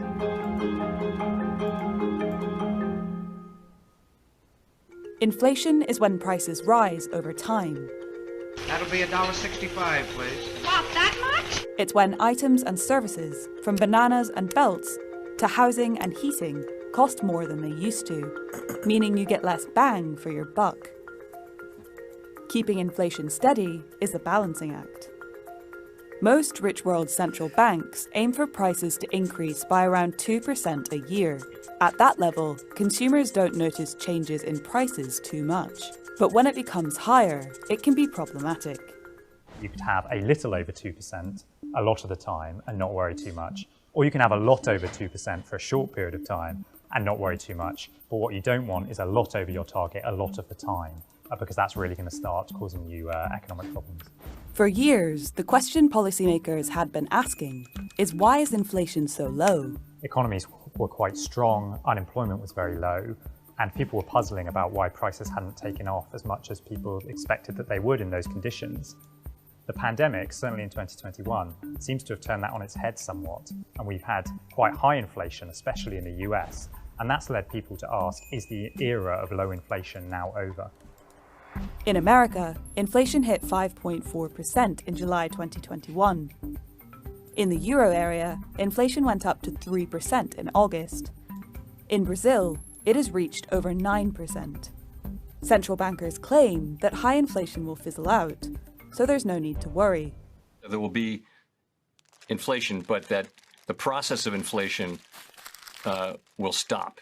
Our confidence in that judgment is somewhat undermined by the fact that central banks didn't see this burst of inflation coming. So that's just revealed that forecasts aren't always right. The worst case scenario could be runaway inflation, like that seen in America in the period known as the Great Inflation. Rates spiked to over 14% by 1980. Tell me, did you buy any meat among your shopping? No, I didn't. Too expensive. The root cause of this was the Federal Reserve's loose monetary policy and rising oil prices. But what's causing inflation to rise this time around? The first clue is in the way inflation is calculated. Some think that in real terms, inflation hasn't actually risen that much. It just looks higher due to the sharp dip in prices in 2020. For example, the cost of crude oil in September this year was $71 a barrel. Compared to September 2020, when prices were recovering from a collapse, the price has risen by 74%. But if you compare it to September 2019, it's only a 13% increase. This is known as a base effect, and could explain why the European Central Bank thinks the peak in inflation won't last. Inflation numbers in 21, which we will see rising, are of a temporary nature. But there are other important factors causing current inflation. Supply chains, for example, have been hugely disrupted by the pandemic. This is a real B&H customer story. Steph Mandis came to B&H to take her photography to the next level. And just when it has become difficult to transport goods, demand has shot up, making things more expensive. Increased demand is thanks in part to big government stimulus policies. America, for example, poured $1.9 trillion into a COVID relief package. Almost a fifth of US dollars in circulation by the end of 2020 were created that year.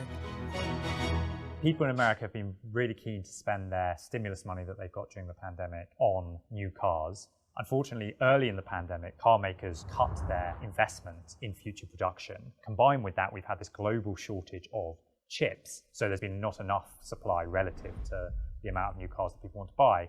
As a result, you've had this spillover in demand into the second-hand car market. People are buying used cars instead.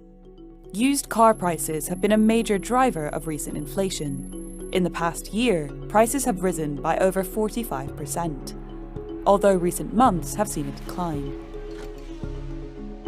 It's not just the rich world suffering with inflation. Emerging markets have been hit hard too.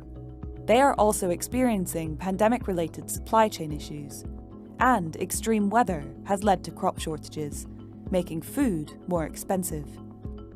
In Brazil, the cost of black-eyed beans has risen by 40% in the past year, soybean oil by 68%, and cabbage 76%. Tens of millions of Brazilians can't afford to put staple foods on the table. Food and fuel is a big part of the expenditure of people in the poor world. So when these prices go up a lot, they reduce people's living standards. And this tends to be more true the poorer you are. It is possible to slow inflation. The power to do so is in the hands of central banks. They can do this by raising interest rates. What happens when you raise interest rates generally is that people become keener to save and less willing to invest, and slowing the economy slows the rise in prices. In rich countries, central bankers haven't felt the need to do this yet.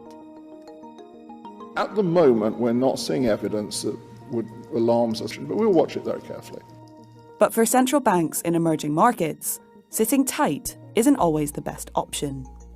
Their institutions are somewhat less credible than the institutions of the rich world. So central banks have to be more on their toes and have to clamp down on inflation more whenever it rears its head. Brazil's central bank has raised its interest rate 5 times this year.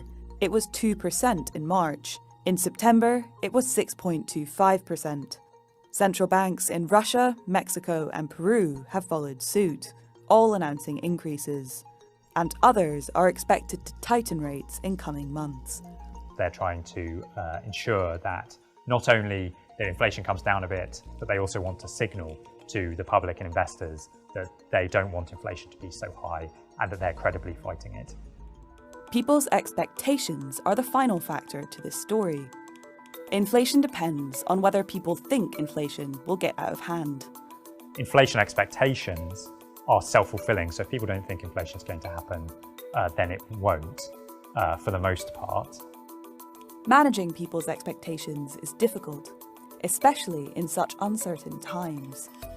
But as long as central banks are worried, you may not need to be. What's been unsettling in the pandemic is that central banks have been a little bit caught out, but in general, so long as central banks maintain their independence and their focus, we should be all right. Thanks for watching. To read The Economist's coverage of inflation, click on the link, and don't forget to subscribe. All right, so that's The Economist giving an explanation. Let me quickly just throw this in. Jim, your volume. You got to get closer to the mic. Yeah, let me throw this in. This is a discussion about America right now. So let's just see what they have to say. This is a little piece on the NewsHour on inflation just a few days ago. Economists believe the spike in prices is going to be quite high compared with a year ago. Inflation's bite has been particularly pronounced with some groups of Americans. That includes seniors living on fixed incomes and millennials who had already lost ground during the financial crisis and the Great Recession. Economics correspondent Paul Solomon reports. Oh, prices has gone way out of control. At the South End Senior Center in Hartford, Connecticut, rising prices have seniors like 67-year-old Hyacinth Yenny feeling the burn. You look at your electrical bill, you look at your gas bill, you look now, especially now, food bill. It's ridiculous. I like hamburger. Retired utility worker Mark DeMeo. It's up $1 a pound, so I cut back. In Kennerdell, Pennsylvania, where backwoods broadband is intermittent, I live in the country, so that's happened sometimes.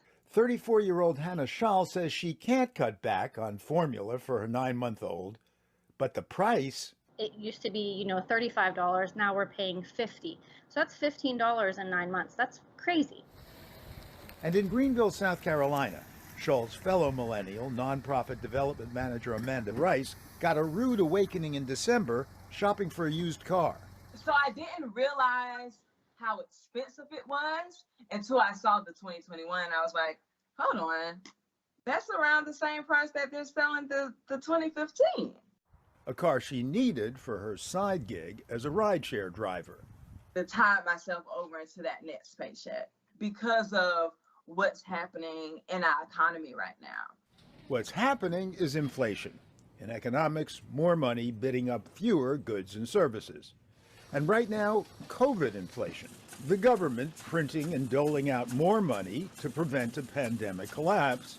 COVID-clogged supply chains providing fewer goods. Workers afraid to catch COVID staying home, providing fewer services. No surprise that prices have shot up, and no surprise that folks who live paycheck to paycheck, especially the old and young, are the hardest hit. The cost of living, it's become more difficult to sustain myself. In Riverside, California, Antonio Najarro said his 2 part-time jobs in retail and for the county were paying less than his pre-pandemic job as a state election worker. So you've been blindsided by the increase in prices? In hindsight, yes, thinking that I would still be able to get by or manage myself the same way in the past. In that regard, Najarro, age 30, is a typical millennial. They're used to stable prices really for their entire working career. Economist Allie Wolf, herself a millennial. Really, for the past 15 years, they've had roughly 2% inflation, and that's what they're used to. So costs go up a little bit, but their wages go up a little bit, and so their purchasing power has roughly been stable. And then the pandemic hit, and it really just turned the dynamics upside down. Case in point, 38-year-old Alexandra Upton. She shares an apartment in Santa Fe, bikes to her job as a restaurant server, yet struggles mightily to make ends meet. I'm angry. I'm very angry. But the fact of the matter is I'm still in this situation. So I just have to make do. Get a second job, pare down, eat 1 meal a day at the restaurant. So you eat 1 meal a day on your night shift at the restaurant and that's it? Yeah. And we have had pounds of rice and pasta, and we have some beans, you know. But you can't afford the fruits and vegetables? No, absolutely not right now. Nope. And I'm a vegetarian. These aren't abstract issues to me. Some millennials have resorted to even more desperate measures. Last month, I was kind of in dire straits. I had to donate plasma twice a week to afford rent. How much do they pay for plasma? For newcomers, you get a bonus anywhere between 100 to 150 per donation. But after the first month, it will drop to $50 to $60 per donation. We're pre-planners, so we stock up pretty well. Even the most self-sufficient millennial we found was feeling the pinch. The ammunition is super duper expensive right now. I hunt with a 30-30. The box of shells used to be maybe $20. They're $40 now. What do you hunt? Deer, bear, turkey in our backyard. Wait a second, you don't kill bears in your backyard, do you? You betcha. And you eat the bear meat? Yes. It's not my favorite, but if you skin it correctly, get all the fat off of it, it's not too bad. What about deer? It's absolutely delicious. We've actually shot deer out of our living room window. You mean so you see a deer, you open the window and just shoot the deer? Yeah. But it's now more expensive because ammunition has gone up in price. Welcome to the country. But wait a second, Shal drives into town to work as a nurse. Has your salary gone up? Not to match the prices. Shal's plight is representative of average American workers. Incomes rose nearly 5% last year, but inflation was at 7%. Wages are going up, but they're not going up as much as we've seen the inflation rate. And inflation isn't just outrunning worker paychecks. How about retired seniors living on so-called fixed incomes, paychecks that never rise? They can't just get out and get themselves a big job that can pay them a lot of money. Some do get small jobs. 71-year-old Inilda Pena works part-time at the Hartford Senior Center to help cover her rising food costs. I'm diabetic and I have to have certain diet, lettuce and vegetables. Those things are expensive. But the Social Security payment went up this year. Yeah, but not that much. In fact, payments from Social Security, which provides most of the typical senior's income, went up 5.9% in January, the largest cost of living adjustment in 39 years. But again, inflation was 7% last year, And therefore, says the Senior Citizen League's Mary Johnson, their COLA or their cost of living adjustment isn't keeping up with those other rising costs. rising costs like a $21.60 increase in the monthly Medicare Part B premium from $148.50 to about $170, a 15% increase, deducted directly from Social Security checks. Medicare Part B has increased over the years 3 times faster than the annual Social Security COLA. That's been true for decades. But decades in which prices for other essentials didn't go up as rapidly as they're increasing now, putting the squeeze on seniors, like 76-year-old retired house painter Robert DeRay. His Social Security, about $1,300 a month, mortgage $835 plus. My gas bill is $200 a month. My electricity's about $100, $150 a month. My water's been about $100 a month, but I'm hoping that goes down since I fixed the toilet. But when you subtract his Medicare Part B premium of $170, he's underwater by more than $100 a month, sustained by SNAP benefits, food stamps. He says he can't even afford the $2 lunch at the senior center. Of course, these folks want to know just what we all do. How long will the current inflation last? And it provokes furious debate among economists, including a famous one loudly unconcerned a year ago. I was relaxed about the inflationary outlook. Nobel laureate Paul Krugman has been humbled in retrospect. I was wrong. It turns out that inflation has come in way higher than I expected. But Krugman himself now asks, what's the cure? Is it simply let up on the gas, maybe tap the brakes, or is it slam on the brakes? Well, there are simply too many unknown unknowns to know, it seems. But then, as people from Hollywood producer Samuel Goldwyn to physicist Niels Bohr to baseball's Yogi Berra supposedly all said, forecasts are difficult, especially about the future. But hey, we'll be living that future sooner and later. For the PBS NewsHour, Paul Salman. So, now we're asking you guys to do forecasts about the future. So let's start with you, Dennis. What do you think about the inflation rate? That is, of course, probably going to be the big political issue this year. The Republicans will make a big deal about it. But how do you understand inflation?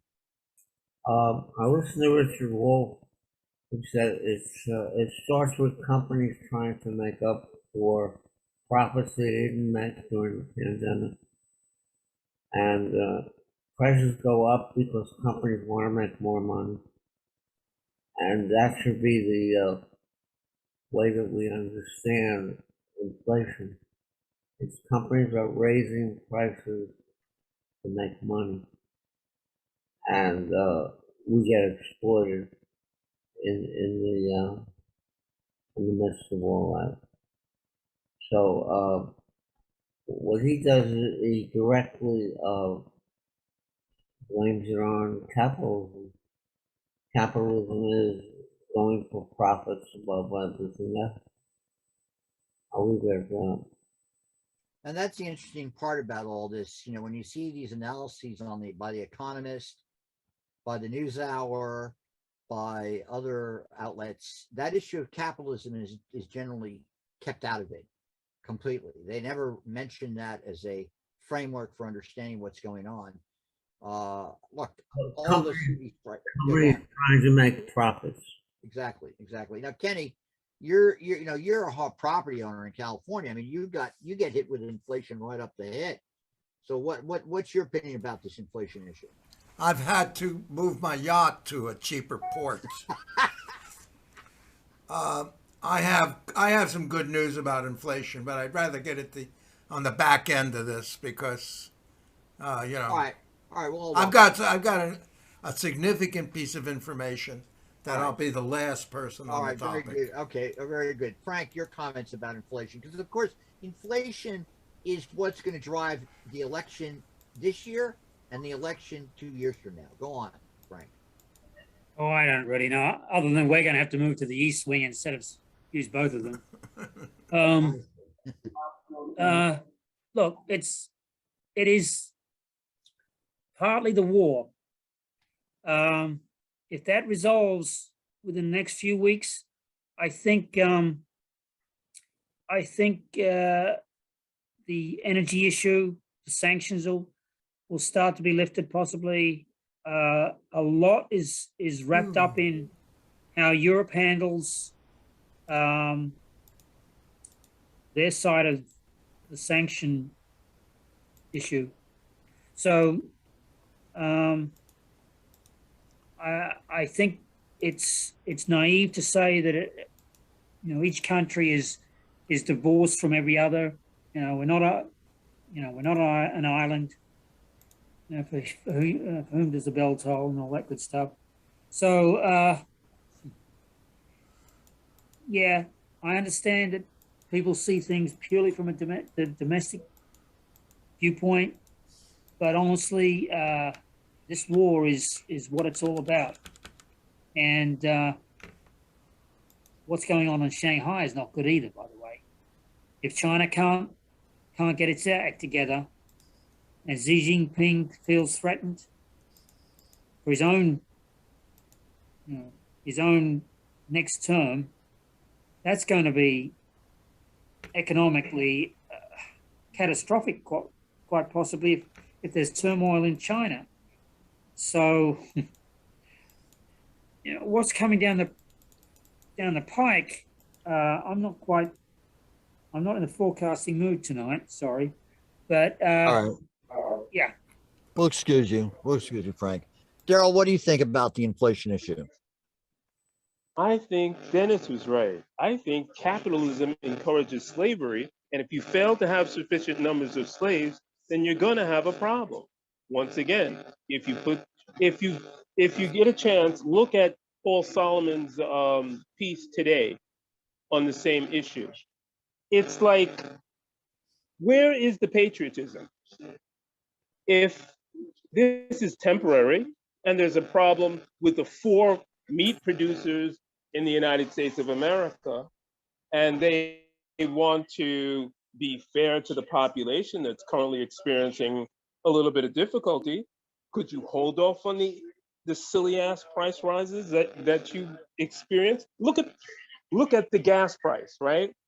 Oil went up to 127. I think this was in picture last the other week, right? And when the oil went down to 100, gas price didn't go down. You're being gouged each and every way possible because of the ignorance of the population as to how this thing works, right? So you can cry, oh, it's Putin's war, oh, it's Putin's.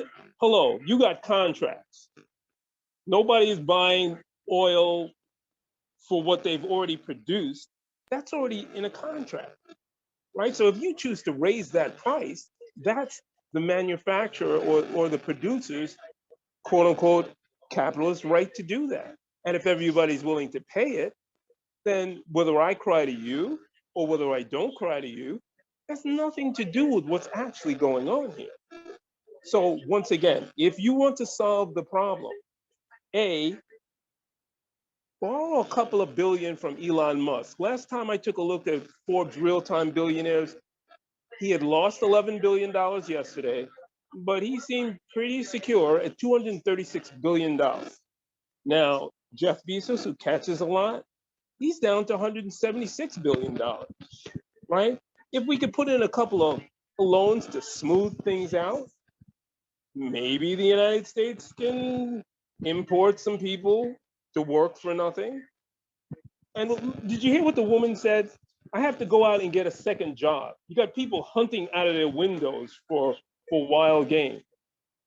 Do you really think that reflects what's going on in the economy of the United States? Or is it more, let's look at Musk and let's look at Bezos and let's look at Buffett and company, at Gates, and get them to shuck out some money temporarily. You don't have to do it forever. Maybe feed the Afghans with a couple of billion. It's not like you're going to lose the stock. You just take out a loan against the stock like you always do, so you don't have to get paid, so that you don't have to pay income tax because you're operating out of your loan. See, if you understand how it works, there's not a problem here. The part of the population that's used to struggling, they'll suck it up and they'll continue to be quiet until it gets to be quote unquote too much, and then they'll explode and you'll get a Trump or you'll get something even more interesting. And then you get into the execution, et cetera, et cetera, et cetera, until the population calms down enough. But that doesn't really look really good around the world. So I'm unclear as to what I would suggest that you do is look at today's report in the NewsHour for inflation and see. But there's plenty of money out here. It's just not being distributed in a way that's opportune for those people who are starving and those people who aren't. All right. Well, let's listen to, you just got to mute. Let's listen before you hear Kenny to the NewsHour today talking about the economy. They were dealing with prices, consumer prices just released. Up in nearly every consumer category, but especially energy costs. President Biden traveled to the Midwest to explain how his administration is going to try to help ease the pain at the pump for Americans. Soaring inflation, fueled by record-high gas prices, brought President Biden to the heartland today. Speaking in Menlo, Iowa, he told Americans he gets the economic pain they're feeling. I'm doing everything within my power by executive orders to bring down the price and address the Putin price hike. The president left Washington this morning, hours after the Labor Department released its monthly price report, painting a bleak picture. In March, inflation was up 8.5% from a year ago, the sharpest increase since 1981. It's felt across the economy. At the grocery store, where the cost of meat, poultry, fish, and eggs is up 14%, and dairy products up 7%. Clothing prices also up 7%. And at the gas station, a stunning 48% increase in the past year. On June 1, you're not going to show up at your local gas station and see a bag over the pump that has the cheapest gas. The president focused today on energy, announcing that his administration would allow the sale of gas made with 15% ethanol from June to September. The cheaper blend of gasoline, known as E15, is usually banned in the summer when driving rates peak to prevent air pollution. Even if it's an extra buck or two in the pockets that they fill up, will make a difference in people's lives. Today, the president argued rising costs made worse by Russia's invasion of Ukraine call for emergency action. We need to address this challenge with an urgency that demands. The administration predicts that the use of E15 this summer could save drivers 10 cents per gallon of gas. It remains to be seen how much this move, combined with the release of millions of barrels from the Strategic Petroleum Reserve, will blunt inflation's costly rise. To help explain what's behind these numbers, I'm joined by David Wessel. He's the director of the Hutchins Center on Fiscal and Monetary Policy at the Brookings Institution. David Wessel, welcome back to the NewsHour. So you've been digging into this report, into these numbers. Tell us what you're seeing here beyond, we know the headline is inflation, prices are way up. What are you seeing? Right, so definitely prices are way up, and definitely energy prices are one, but not the only driver of this. And while there's no denying that inflation is uncomfortably high, there was a glimmer of hope in these numbers, hope that the torrid pace of inflation is cooling off. For one thing, energy prices are a bit down from their peak, so this could be the worst reading for this episode. Secondly, the price of goods fell. Goods prices have been up a lot, in part because people who were not going to the movie theater or traveling were buying a lot of stuff, but that's now starting to ease. It's a sign that kinks in the supply chain may be easing. And finally, economists like to look at the underlying pace of inflation, that is excluding food and energy, as important those are in household budgets. And that measure rose less in March than in any of the previous 5 months, a sign that maybe the worst is behind us. Everyone would welcome that. And by goods, just to clarify, David Wessel, you mean anything that's manufactured, from refrigerators to clothing, anything people are buying? Absolutely. So like used car prices, which are up a lot over the last year, more than 35% above year-ago levels, actually fell nearly 4% in March, a sign that maybe that's beginning to shift. But overall, we do see prices going up. What are the main things that are driving it? I mean, we know it is the supply chain. You just referred to that. What else can we point a finger at? So basically, the reason we have so much inflation is there's a lot of demand in the economy, and the supply side has not been able to adjust for that. One reason we have so much demand is that we had a very big fiscal stimulus in the president's American Rescue Plan, and that has contributed to the demand in the economy. People got a lot of money, they saved it, and they've been spending it. On the supply side, we have a couple things going on. There's the kinks in the supply chain, the shortages of semiconductors that are affecting the ability of car producers to produce new cars. Obviously, the Russian invasion of Ukraine has driven up energy prices. And also, the supply of workers has been somewhat constrained. There are a couple of million people who were in the labor force before the pandemic, and they haven't come back yet. So the reason we have inflation is there's a lot of demand, not enough supply, and that's causing prices to go up. So given all this, how much can President Biden or any of our policymakers, the Federal Reserve, how much difference can they make in taking the edge off of this? So I think taking the edge off is a very good phrase. I'm sure that people who drive a lot are going to appreciate the fact that President Biden has done something that, if the White House is right, will save 10 cents off the price of gasoline. But the president actually can't do very much. He's doing a lot of things because he knows it's politically important to look like he's doing something, but I don't think any of the things they have done will add up to very much. Interestingly, one thing they could do, but they're reluctant to do, is to repeal the Trump tariffs that are raising the price of imports to the United States. So this is largely going to fall, as it always does, on the Federal Reserve. And the Federal Reserve is going to raise interest rates a lot this year in the hopes of making it harder for people and businesses to borrow and for them to demand less in goods and fewer services, in the hopes that that will help equilibrate the economy and bring down the inflation rate. And I know people are bracing for those higher interest rates. But Dave Wessel, when President Biden points to Vladimir Putin and says so much of this is his fault, how much of that is accurate? Well, there is something to that. But basically, we had an inflation problem before Russia invaded Ukraine.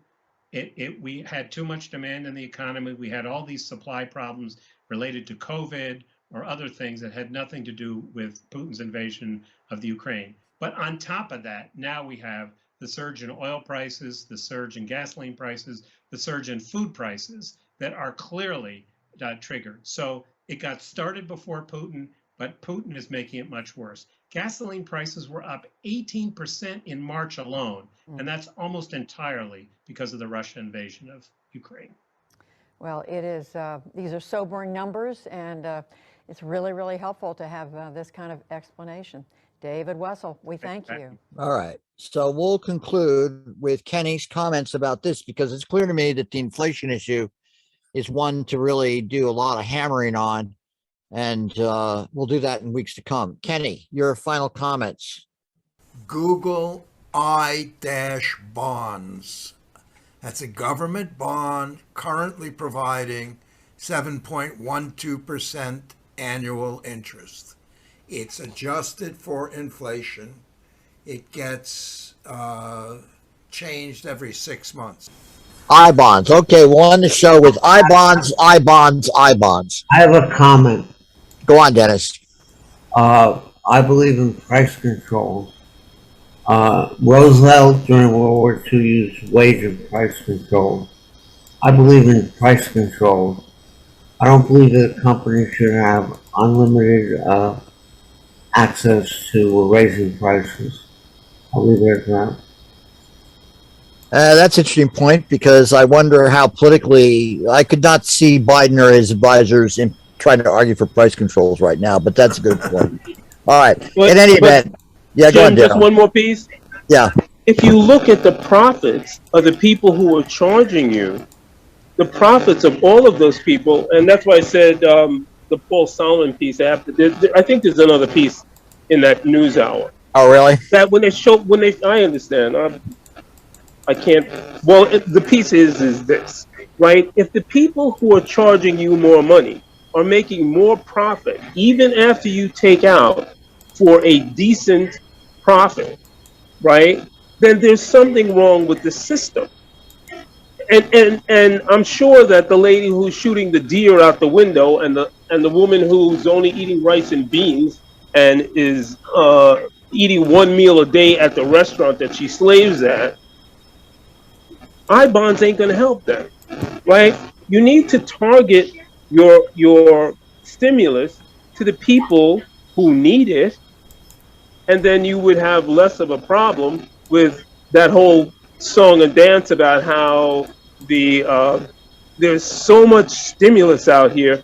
No, it went to everybody because it was easier to do it that way. If you target it to the children who you brought out of poverty, and you target it to that waitress who can only eat one meal a day because she's not getting paid, the system itself is so totally corrupt that we're going to have to handle this. And I'm not sure when you're going to do it, but somebody's going to have to do it. All right. Well, in deference to Daryl coming on here, I found the piece from the NewsHour that he was talking about. So we'll end with that piece. Because this is indeed an important issue to talk. I assume this was the piece, Inflation and Profits. Is that it? Yeah, I'm going to go. Yeah. Okay. I think this is it. So anyway, this is we'll hear what this piece has to say. Supply chain costs on to consumers. Economics correspondent Paul Salmon explores whether concentrated market power is contributing to inflation. Inflation. Everybody's talking about it. Longtime liberal activist Robert Reich. Corporations are raising prices even as they rake in record profits. Prices at the pump have gone up. Why? Well, let me give you a hint. Senator Elizabeth Warren. This isn't about inflation. This is about price gouging. This is a charge that pops up in lots of places, even on my Twitter feed. So, do the facts justify the outrage? Well, you've heard the standard causes of COVID inflation: government stimulus money, a tight labor market driving up wages, clogged supply chains, imports anchored offshore. And now, to top it off, Russia's invasion of Ukraine goosing oil, gas, and wheat prices. But if all this explains an inflation rate that's just reached 10% for businesses, the Producer Price Index, how come profits have risen even more? Over the past year, companies' net margins have risen to record highs, and net margins are expected to rise again over the next year. Wall Street Journal reporter Dion Rabowen. Nearly 100 of the biggest U.S. publicly traded companies booked 2021 profit margins that were at least 50% higher than their 2019 levels. And 2019 was pre-pandemic. The economy solid, inflation low. So why the profit hike?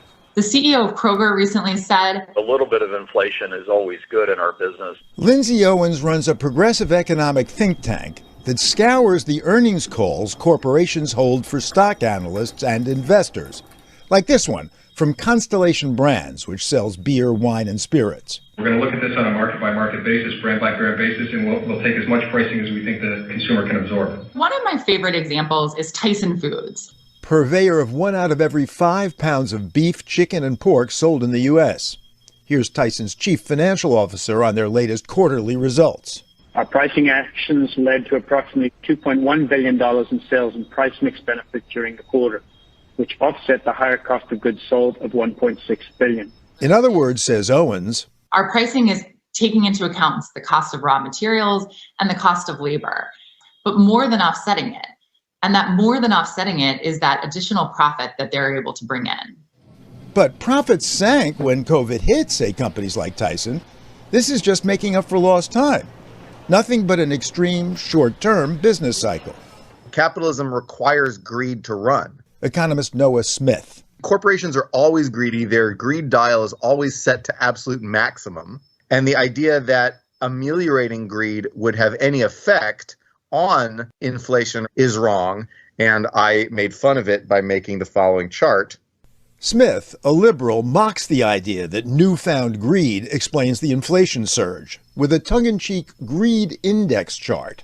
And I labeled the rises in inflation as rising greed and the drops in inflation as falling greed, which would imply rising corporate generosity.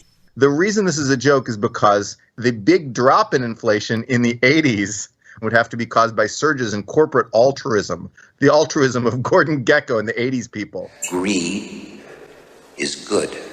Yes, that Gordon Gekko. Greed works. So, back to the original question. If corporate America is no greedier than ever, how come profits have soared? What we're seeing in this moment is really when that profit maximization and opportunity collides. And the opportunity is the cover of inflation. Aha, the opportunity caused by the pandemic. And when companies like Tyson blame higher costs, as their CEO has, labor costs have been up 20%, cattle costs are up 22%, and freight is up 32%. We're not asking customers or the consumer ultimately to pay for our inefficiencies. We're asking them to pay for inflation.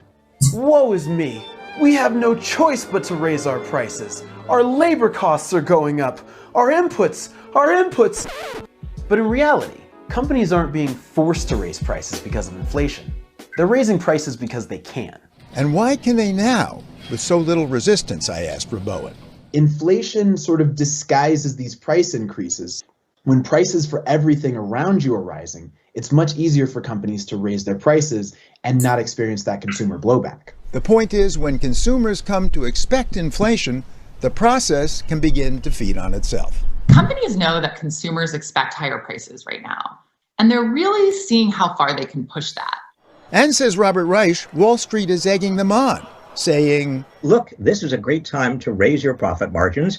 And of course, those Wall Streeters are saying the same thing to everybody else in the industry. But in a competitive market economy, won't newcomers emerge offering lower prices? That's a lot less likely these days, say Rabowen and Reich. 75% of all American industries have become more concentrated in the last 2 decades. Most are now dominated by a handful of corporations that coordinate prices and production. This is true of banks, broadband, pharmaceutical companies, airlines, meat packers. You got 4 basic meat packing facilities, and you pay a hell of a lot more because there's only 4. Now, it's not literally just 4, but 4 do dominate the market. And it's not just meat. See what's happening with ocean carriers. During the pandemic, about half a dozen foreign-owned companies raised prices by as much as 1,000% and made record profits. The traditional check on consolidation, of course, is antitrust enforcement. Reich worked at the Federal Trade Commission in the 1970s. Antitrust used to be a real thing. But since the early 1980s, antitrust has taken a back seat. In fact, some would say it's been thrown out of the car altogether. And big companies now routinely have the power to raise prices. Customers will note that there is almost an exact price matching among all major so-called competitors because they're not really competing. So what is to be done? Tonight, I'm announcing a crackdown on those companies overcharging American businesses and consumers. A crackdown on the shipping industry by regulators. If they identify that there is market manipulation or price gouging going on. The president's national economic advisor, Brian Deese. And the agencies have now committed to partnering, where the Department of Justice has significantly more enforcement resources and investigatory resources. And the administration says it's working to lessen concentration in the food sector, too. You need scale to be competitive, and it takes capital to get to scale. So the USDA is actually right now working with smaller processors in rural areas across the country to try to give them grants, give them low-cost capital so that they can scale, they can get into the game more quickly and easily. As the meat industry points out, though, it's been concentrated for decades. Decades of low inflation, even in meat. In the end, this is any administration's challenge, to effect real change amidst economic forces bigger than any of us. Meanwhile, with company costs rising at about 10%, corporate profits are rising at 12.4%. That extra 2.5% or so seems to be at least part of the inflation we're all paying for now. For the PBS NewsHour, Paul Salman. Well, that's a good way to conclude this. We actually did a pretty good exploration of the question of inflation tonight. I want to thank Ken Aaron, Daryl MacPherson, Dennis Goldstein, Frank Radford for this edition of the April 12th Going Viral. Thank you so much and stay tuned.